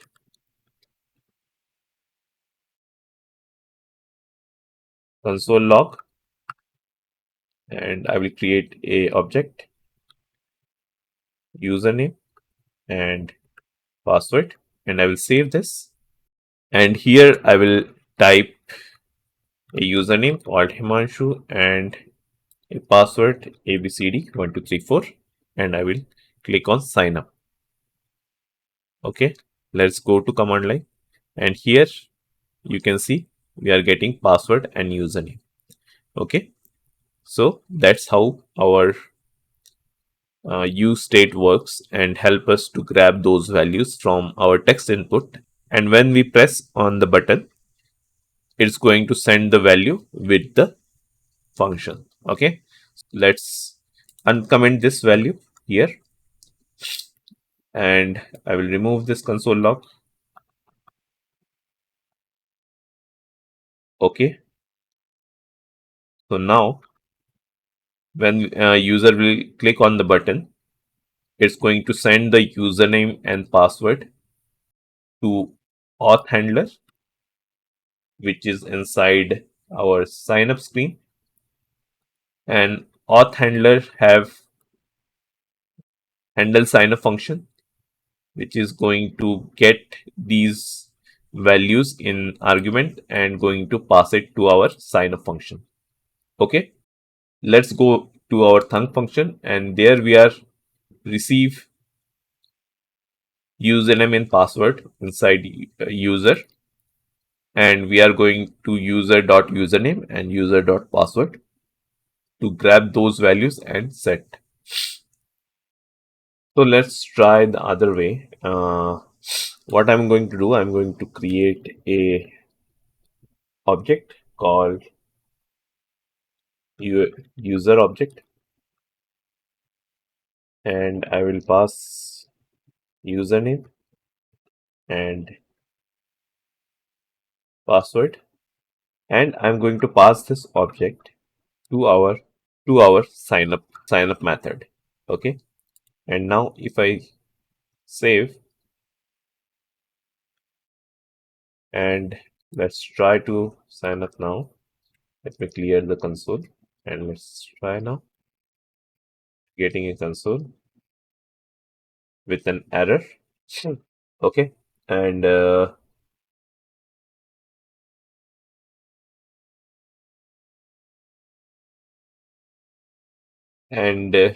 here, rather than console log, let's say console dot error. So it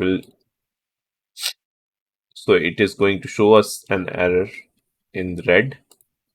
Okay, now let's try to click, and we are getting an error with an okay, and the error is something crypto dot get random value not supported. Okay, and I have researched on this error, and I know how to fix this error. To fix this error, we need to install one package So let's go to browser and search for that package name, and the package is React Native get random value. Okay, so there's the package. Let's copy this and go to our terminal and enter.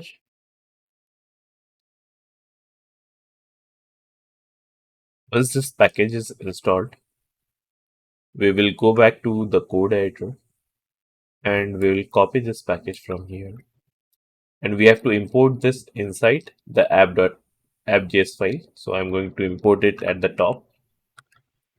Import, and let's save this. First, let's go back to the terminal and run the project.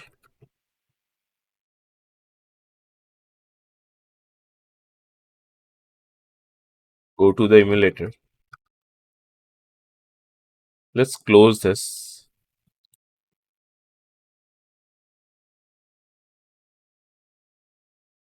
And here we have this path, and I will click on connect. Okay, I click on sign up, and let's open our JS debugger. It is disconnected because we closed the app, so I'm going to open the debugger.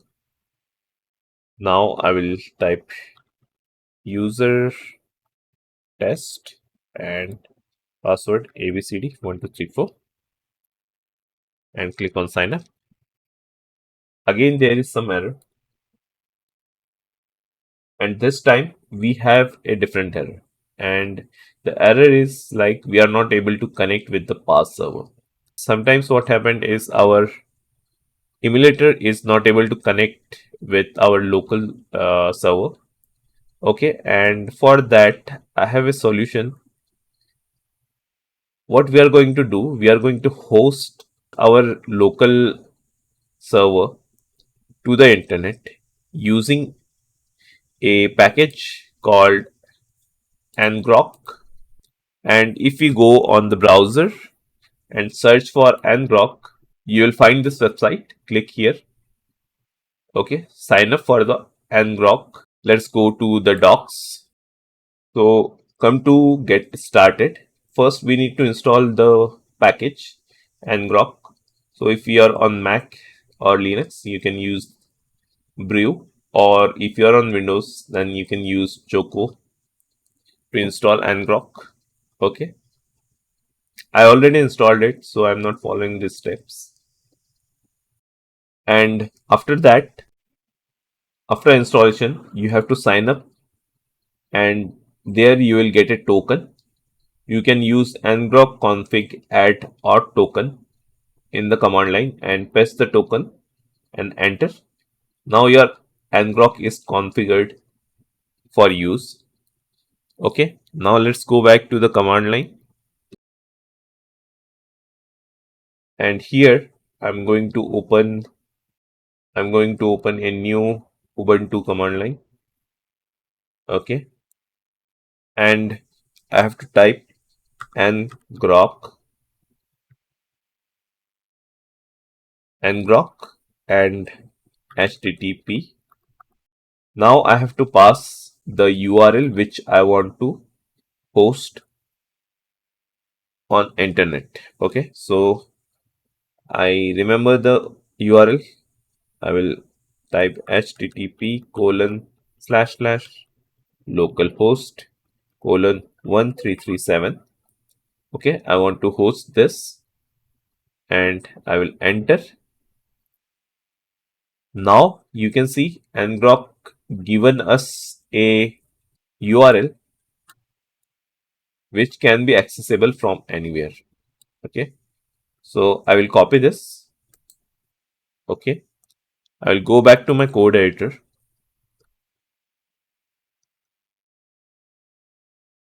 and rather than using the local host, I'm going to use use Ngrok path and /parse. Okay, now I'll save this. Now let's test it. Let me clear the console, and then if I press on sign up, we are getting an object, and here we can see the token and the username. Okay, because we are console logging that user and token name. Okay, so that's great. Now we completed our sign up function. Now the step 1 is completed. We are able to make the communication with our server. I will remove this console log, and I am going to return it. Okay, I will remove the try and catch block, because Redux Toolkit is going to help us with catching the errors we are getting. Okay, now we just have to return these two values. Okay, and where we are going to store these two values? Yes, definitely inside auth slice. Okay, inside auth slice, I need to import that thunk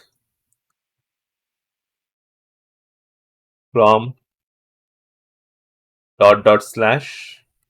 thunks / auth thunk, and here I will say sign up, right?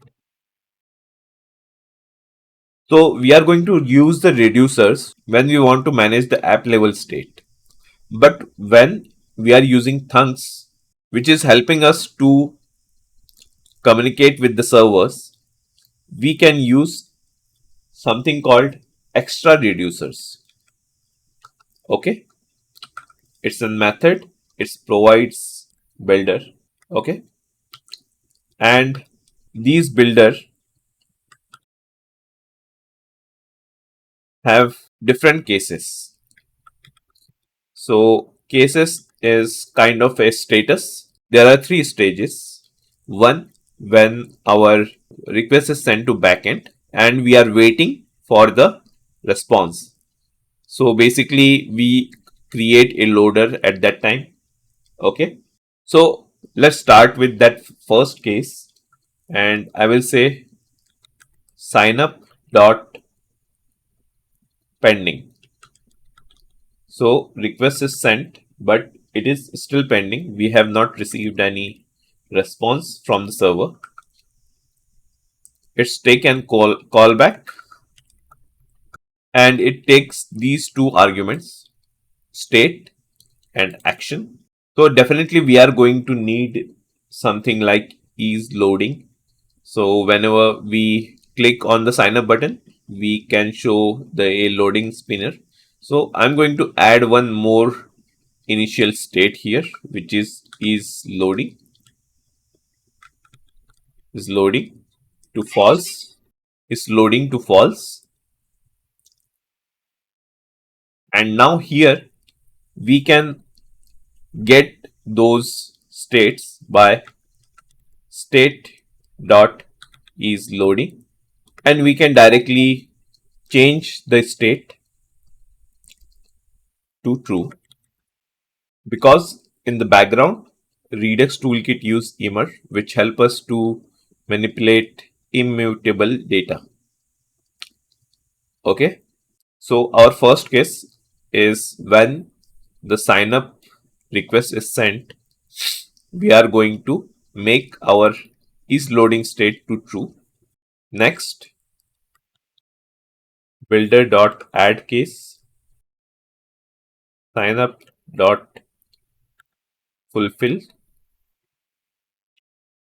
Okay, again we are going to get a callback. Now when the request is fulfilled, so first of all, once the request is fulfilled, we want to make is loading to false, is loading to false. After that, we also have one more state, which is logged in. So definitely when user gets logged in, we get the token we have to change it to true, right? Is logged in to true. Also, there might be a chance that in the first attempt we got some error. So let's make it false. And if there is an error or not, for that we are going to use is error, and I will is error to false here. Now we need to set the username.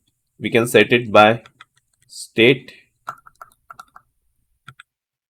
dot username, and the username which we pass from our sign up thunk, this key, we can grab that using action dot payload dot username. Okay, here it is showing me here we are getting the suggestions. And also I want to store the token, so I will say token to null initially, and now we are going to set it state dot token. So same, we are going to get it from payload, which is token, right? So this sign up we import it, then we are going to add the case. So first case is pending, then fulfilled. There could be a chance when the request we sent to the server is failed due to any reason. Okay, so there is one more case which we need to cover, which is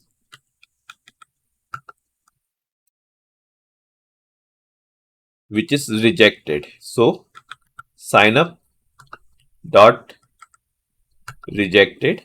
In case of rejected, then we need to catch the error, right?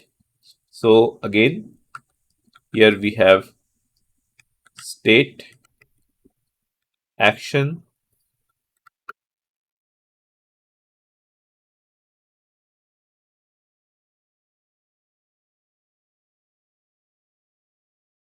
again we need to stop the loading.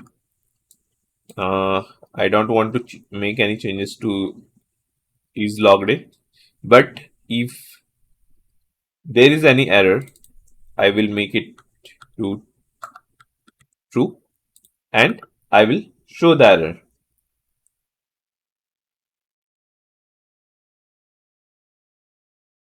Because we have this error state here, so state dot error equals to action. Now this time the error we will receive inside action dot error dot message. Okay, most of the time the errors are sent error dot message, right? So I'm saying message. Okay, so I will save this pending stage, fulfilled stage, and a rejected stage, and we configured all those to update our state, right? Now let's go back and try to understand the complete flow, how it's going to work. First of all, let's start with thunks. Okay, first we are going to make a request to the server using thunks. That's why we have created a this thunk function, which is going to grab username and password and run this sign up method for us on the server, and in return we are going to get username and password if it is successful. To run this thunk function, let's go to sign up page, and here we imported the thunk function, sign up thunk function, and to run it we are going to use a hook called use dispatch. we store that hook inside dispatch, and we have to pass the dispatch. We have to pass the sign up inside the dispatch function. Okay. This sign up is taking a username and password. Okay. Before run this, we need to grab username and password from the text input. That's why we created a handle sign up function. Inside handle sign up function, so we pass that handle sign up function to our auth component, because our button is inside the auth component. Okay. So I'm going to choose a common prop name. So I typed auth handler. Let's go into auth component by control and click. Inside auth component, we are getting all the props. So if we go here on this button, we are calling props.auth handler and passing the username and password. And I already explained how we are getting this username and password. When user will type uh, when user will type inside text input, we are going to store it using useState. UseState is used for the component level state. Okay. And we are storing the username and password, and we are passing that with the auth handler.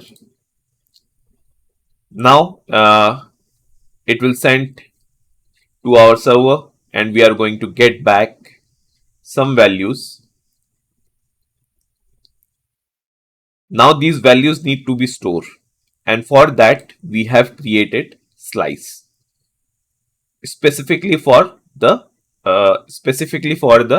authentication data, and that's why we name it auth slice. So to store that data, we are using extra reducers, and these reducers are going to help us with different stages of our request. When it is pending, it is going to change our is loading to true. Once the request is fulfilled successfully, we are going to stop making it true and get the user data and token. In case of any error, we are going to catch that also. Okay. And remember, we are importing the sign up thunk here to use these different cases like pending, fulfilled, and rejected. Okay. This way we are able to store our data inside Redux.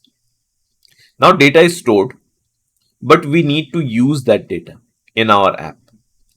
And how we are going to do that? For that, first of all, we need to think where we are going to need that data. Okay. So let's start with when user is sign up, we are getting the token, right? So we need to log in our user and navigate the user to the home screen, right? And for that, if we go to navigation, you can see we have hard coded this value is logged in to false. Now let's make it dynamic. Let it happen from the state. So state is going to manage that when user is logged in or not. Okay. And to use that data, we know that our auth slice is having that data, and these slices are stored inside our Redux store. Okay. Here we have auth reducer, which is going to provide all the data. Here you can see like username, token, is logged in, all that data we can use, and we are using it with the name of user. Okay. So let's go back to the navigation. Here I will say const, and I will destructure the data from our state. So equals To use that data from Redux Toolkit, we have a hook named useSelector, and here we are going to pass state. So we are going to grab the state, and inside state our data is stored inside user, right? And the data which we need here is logged in, correct? So I'm going to remove this from here. Now when the user will log in or sign up, this is going to change.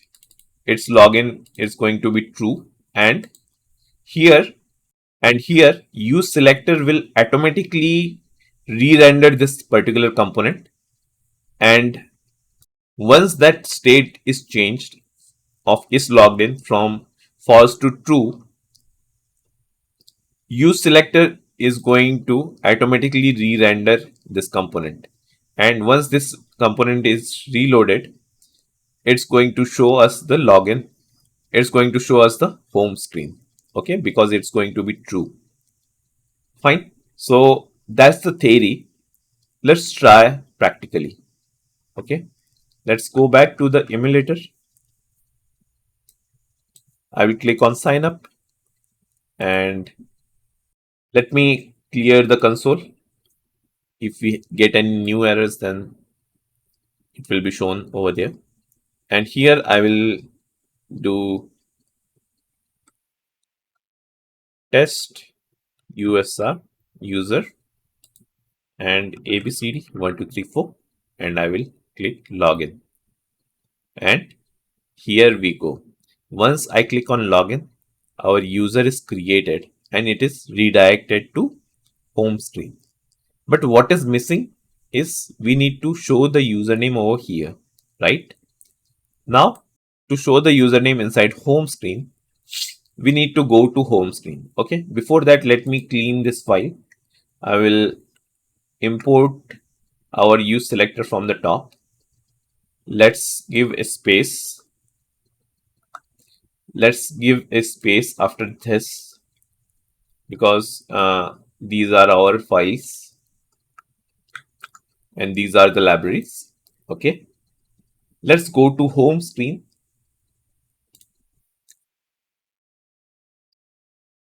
Here we need to show the username here, right?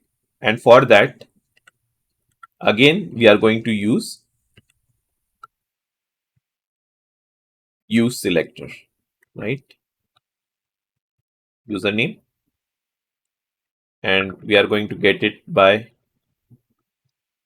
use selector, and I will grab the state and state dot user, right? And once I get the username, I will remove this and I will use a curly brace and pass it here. Okay, and save this. Here we go. You can see in the emulator, our username is fetched. Welcome test user.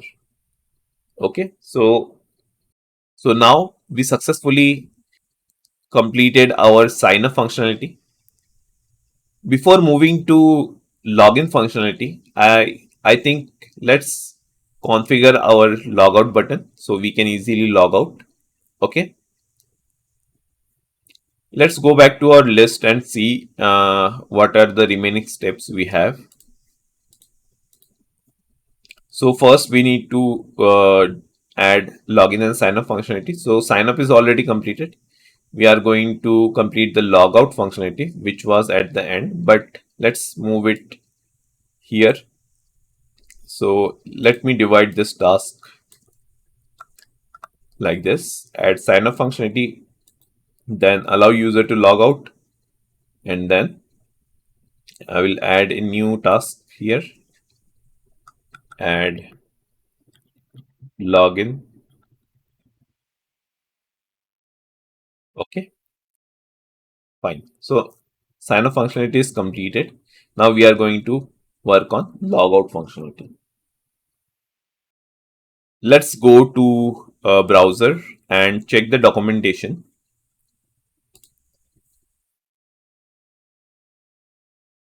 Okay, so here we have the logout functionality. We just have to call parse.user.logout, and after that, to check if user is logged out or not, we can call this. What I will do, I will show you that this as well when we are going to implement the logout functionality. So let me copy this, go back to the code editor.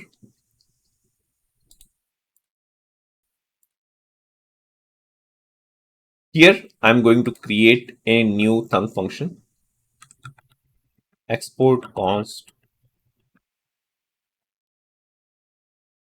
logout sync thunk, and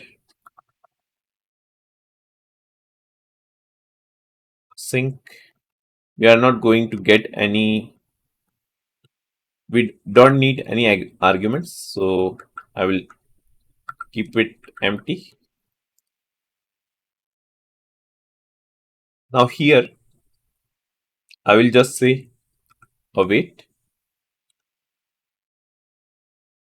await, and parse.user.logout.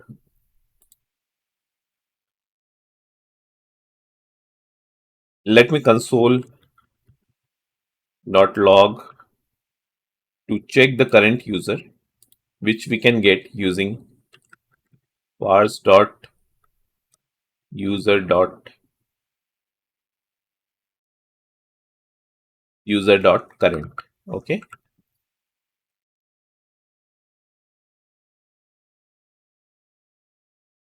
And from here, I want to return a blank object. Okay. So once thunk is configured, let's configure our slice as well. I will go to auth slice. I will import our thunk logout. So now I will just add a comment over here because there's for sign up. Sign up. Now we have to do the same for logout. Logout. I will use builder dot add case and logout dot pending.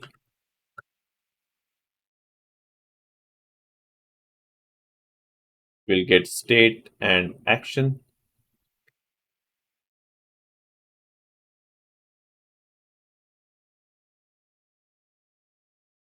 And first of all, I'm going to use this to, so most probably it's going to be same. Also, I will copy these two and I will remove sign up and I will change it to logout. Logout.fulfilled. When logout is fulfilled, first of all, we need to stop the loading. Then let's make logged in to false. Then is error to false. Make the username to null and make the token to null, right?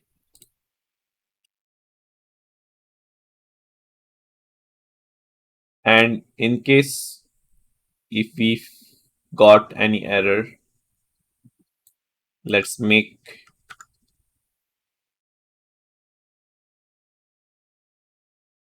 the state dot error. Also make state dot error to null. Okay, and in case of rejection, if there is any problem to log out, we will stop the logout. We will stop the loading. We will make it true and we are going to store the error. which we are getting. Okay. So our logout is done. Logout configuration is done. Now we are going to use it. And to use it, we have to move to home screen. And to call that function, we know we need to use dispatch. And for that, I will use const equals to use dispatch hook. Okay. And I will copy dispatch here. And this is our logout button. I will pass this to dispatch and logout, which I'm going to import from thunks. Enter. Okay. And I have to give, I want to call this function. Okay. I will save this. Let's go back to sign up. Let's try to create a new user. Jimmy ABCD 1234. Sign up. So Jimmy is logged in. Let's try to click on logout. Logout. And we are getting this null. Okay.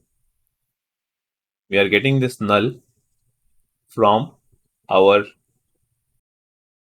thunk file because we console logged parse.user.current. Okay. That's why we are getting that null inside the console. So let me remove this console log and save it. Our logout functionality is successfully completed. Now it's time to work on the login screen. Okay, so let's go back to the task list we have. So allow user to log out from the home screen, and that is completed. So now our logout functionality is completed. We are also navigating our user back to the login screen, right? So this is also done. Now the last task which is remaining for this video is the login functionality.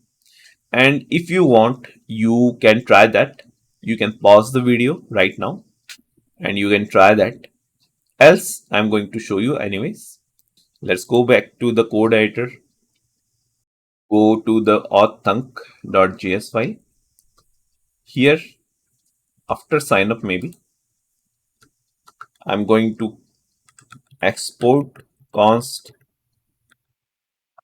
let's say login, and going to create this thunk login async. I'm going to use that suggestion. Okay, now let's go to our browser and check the method which is available to log in a user. Click here, and here we can see we can use parse.user.login with username and password, and this will log in the user. Okay, so I'm going to copy this from here. Let's go back to our code editor. I'll paste it, and I'm going to pass the username and password. So username will be user.username and user.password. Okay, and this is a asynchronous function, so I will use await. I'm going to use the same return.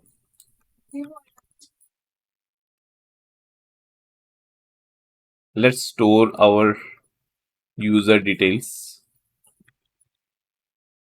inside user detail variable. So we are going to log in the user and going to pass it to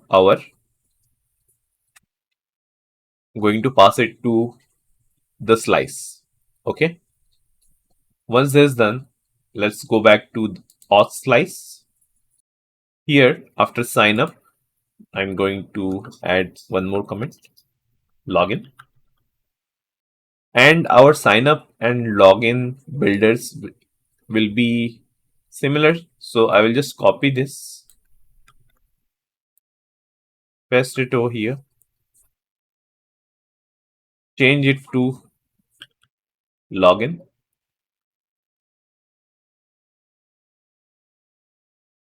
But we also need to import it, right? Login, save.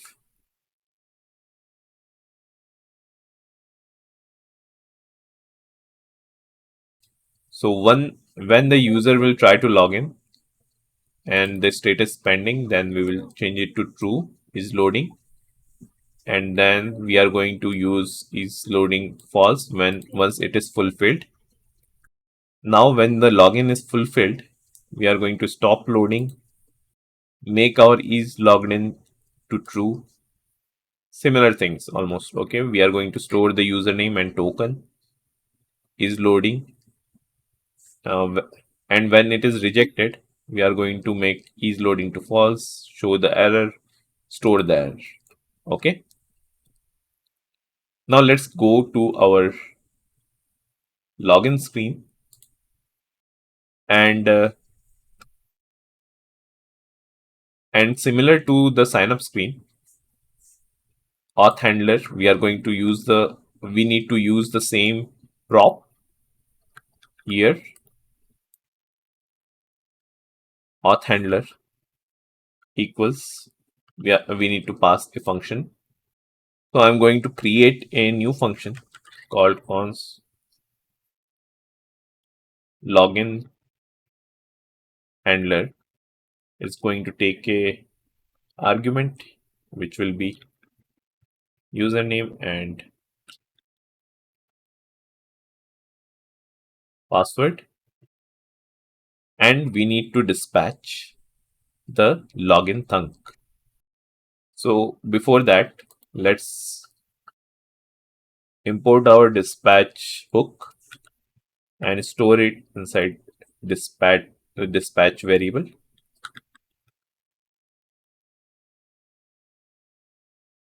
Use dispatch. Now dispatch and login, and I will pass the username and the password. Okay. For this, we need to import login. I will control space and it's going to import it.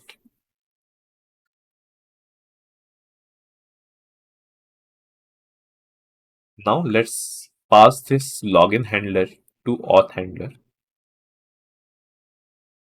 And as we already configured our auth handler inside auth component to pass the username and password, which we are going to grab from the use state. Okay, so this way we don't have to rewrite the code. Okay, we are using the same code. So I think it's time to test the login functionalities.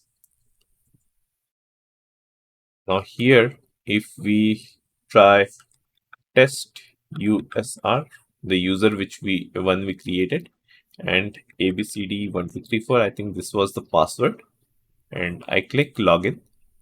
So user is logged in, test user, and if I click logout, user is going to log out. So our login functionality is also completed. Now let's use those errors and loading handlers. So our app will show some loader whenever user will try to log in or sign up.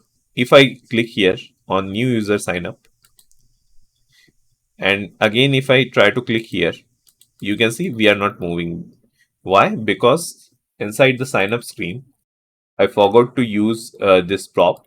Okay, so let's name it something common, which will be commonly used for login and sign up. Okay, so I will say switch handler. Okay,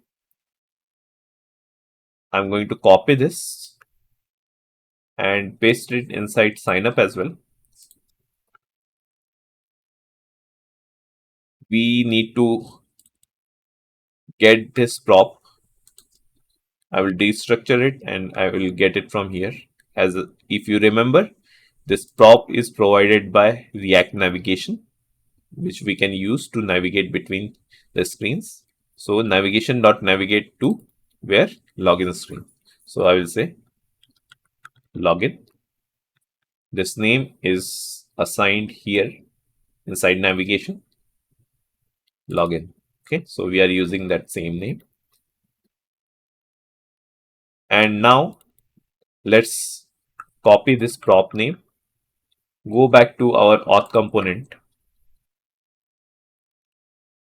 and here rather than using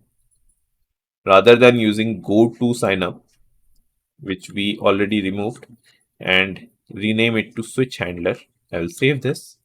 And now if I click here, we are going to switch between login and sign up screen. Okay, next up is loading. So we need to show a loading spinner whenever user try to log in or sign up. So let's show a loading spinner for login screen. And for that, let's go back to our browser. Here, let me open React Native.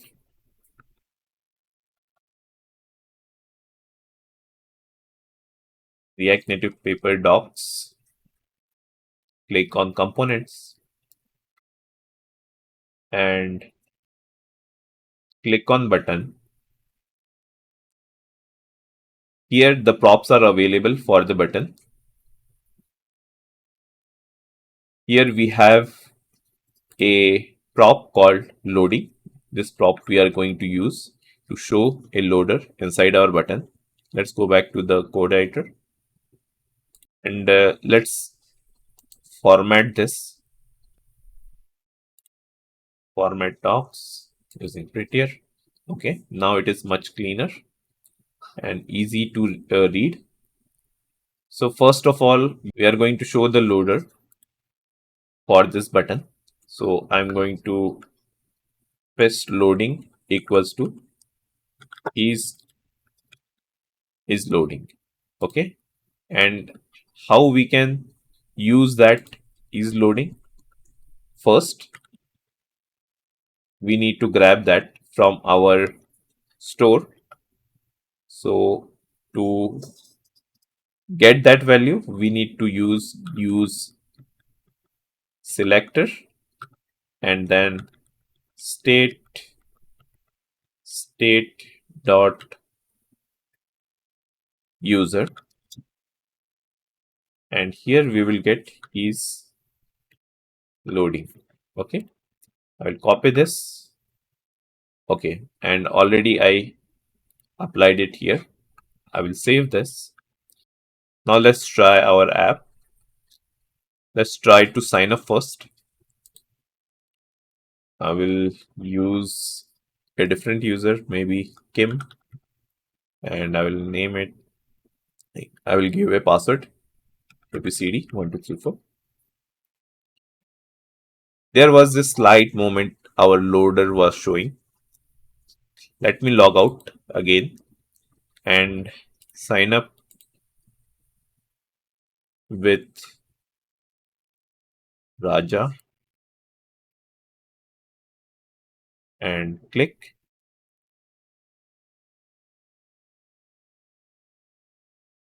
Now let's try to log in. So I'm trying to log in with a user which is not available on the server. And if I click here, I'm not able to log in. And there must be some error, but we are not showing that error, right? So let's go to login screen. Not in login screen, but in auth component itself, as we are importing is loading here. We will import the error as well as is error. Let's check to confirm we have these states set. So is error and error. Okay, let's go back to auth, and here we set is error and error. Now whenever there is an error, I want to show this into red. Okay, so if we go to browser and check the documentation for React Native paper, let's go to text input,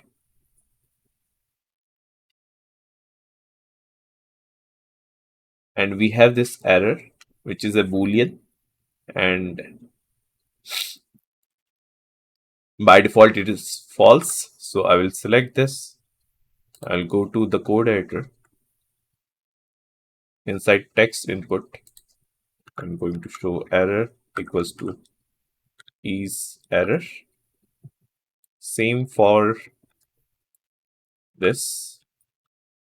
Okay, and save.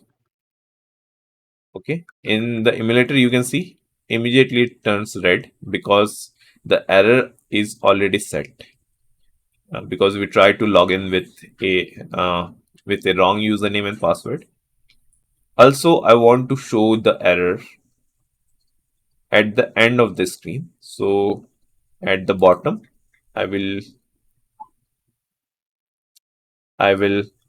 create a text, and here we will type that error.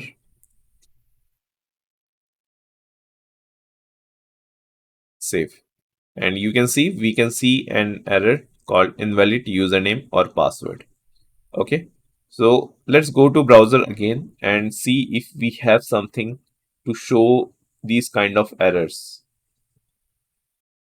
Let's go to the browser, and here in React Native paper it's provide helper text which allow us to show the error with proper red text. Okay, and here it's also hide or show the text when it is required. So I will copy this, go to the code editor, and rather using text we are going to use helper text, and let me import it. Okay, it is imported, and type will be error visible equals to, if there is an error then we are going to show. So we are going to use that is error, and we are going to display that error message. Okay, so I will save it, and you can see it is showing invalid user. Let's add a emoji here.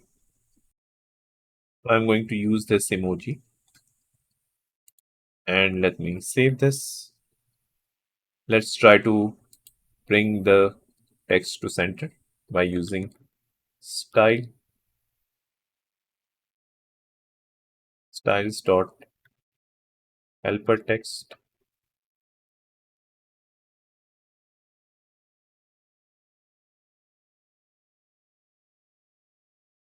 I'll paste it here, and text align to center and save. Okay, now it is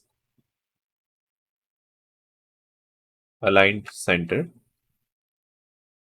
Now when we click here on login and sign up, I want to clear that error. Now for that we have to go inside slice, and we have to write some reducers, and let's write a method called clear error.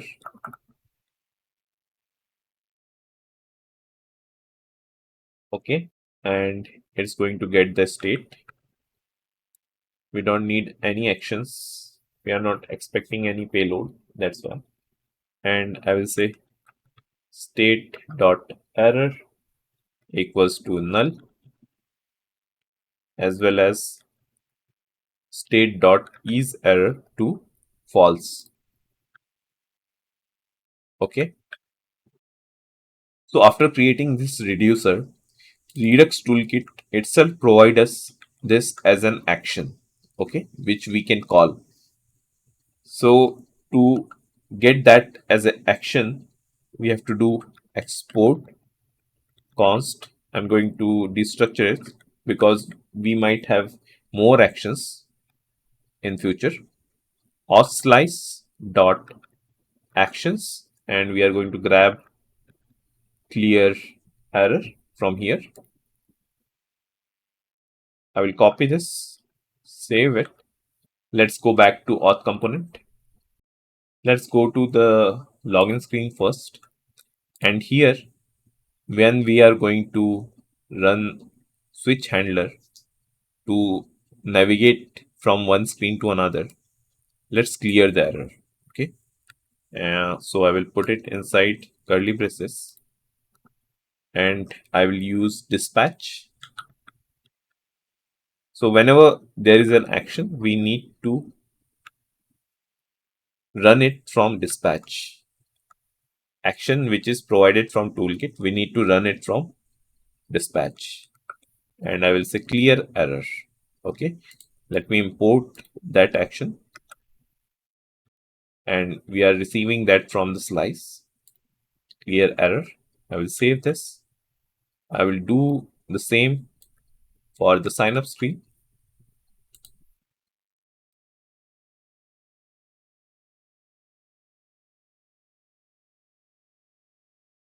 I will import clear error.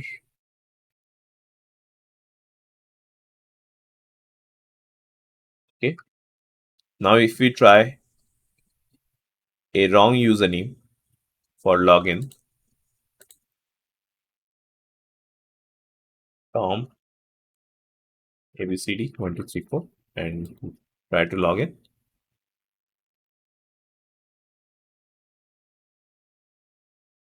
And the loader completed and we are getting an error. Now if we go and click here, and when we try to navigate from this screen to the sign up screen, you can see the errors are gone. If we go back here, errors are not there, but this username and password is there. Okay. So that's how our clear error action works. So now let's go back to the task list, and we added the functionality. We also clean up our code. So I will add that.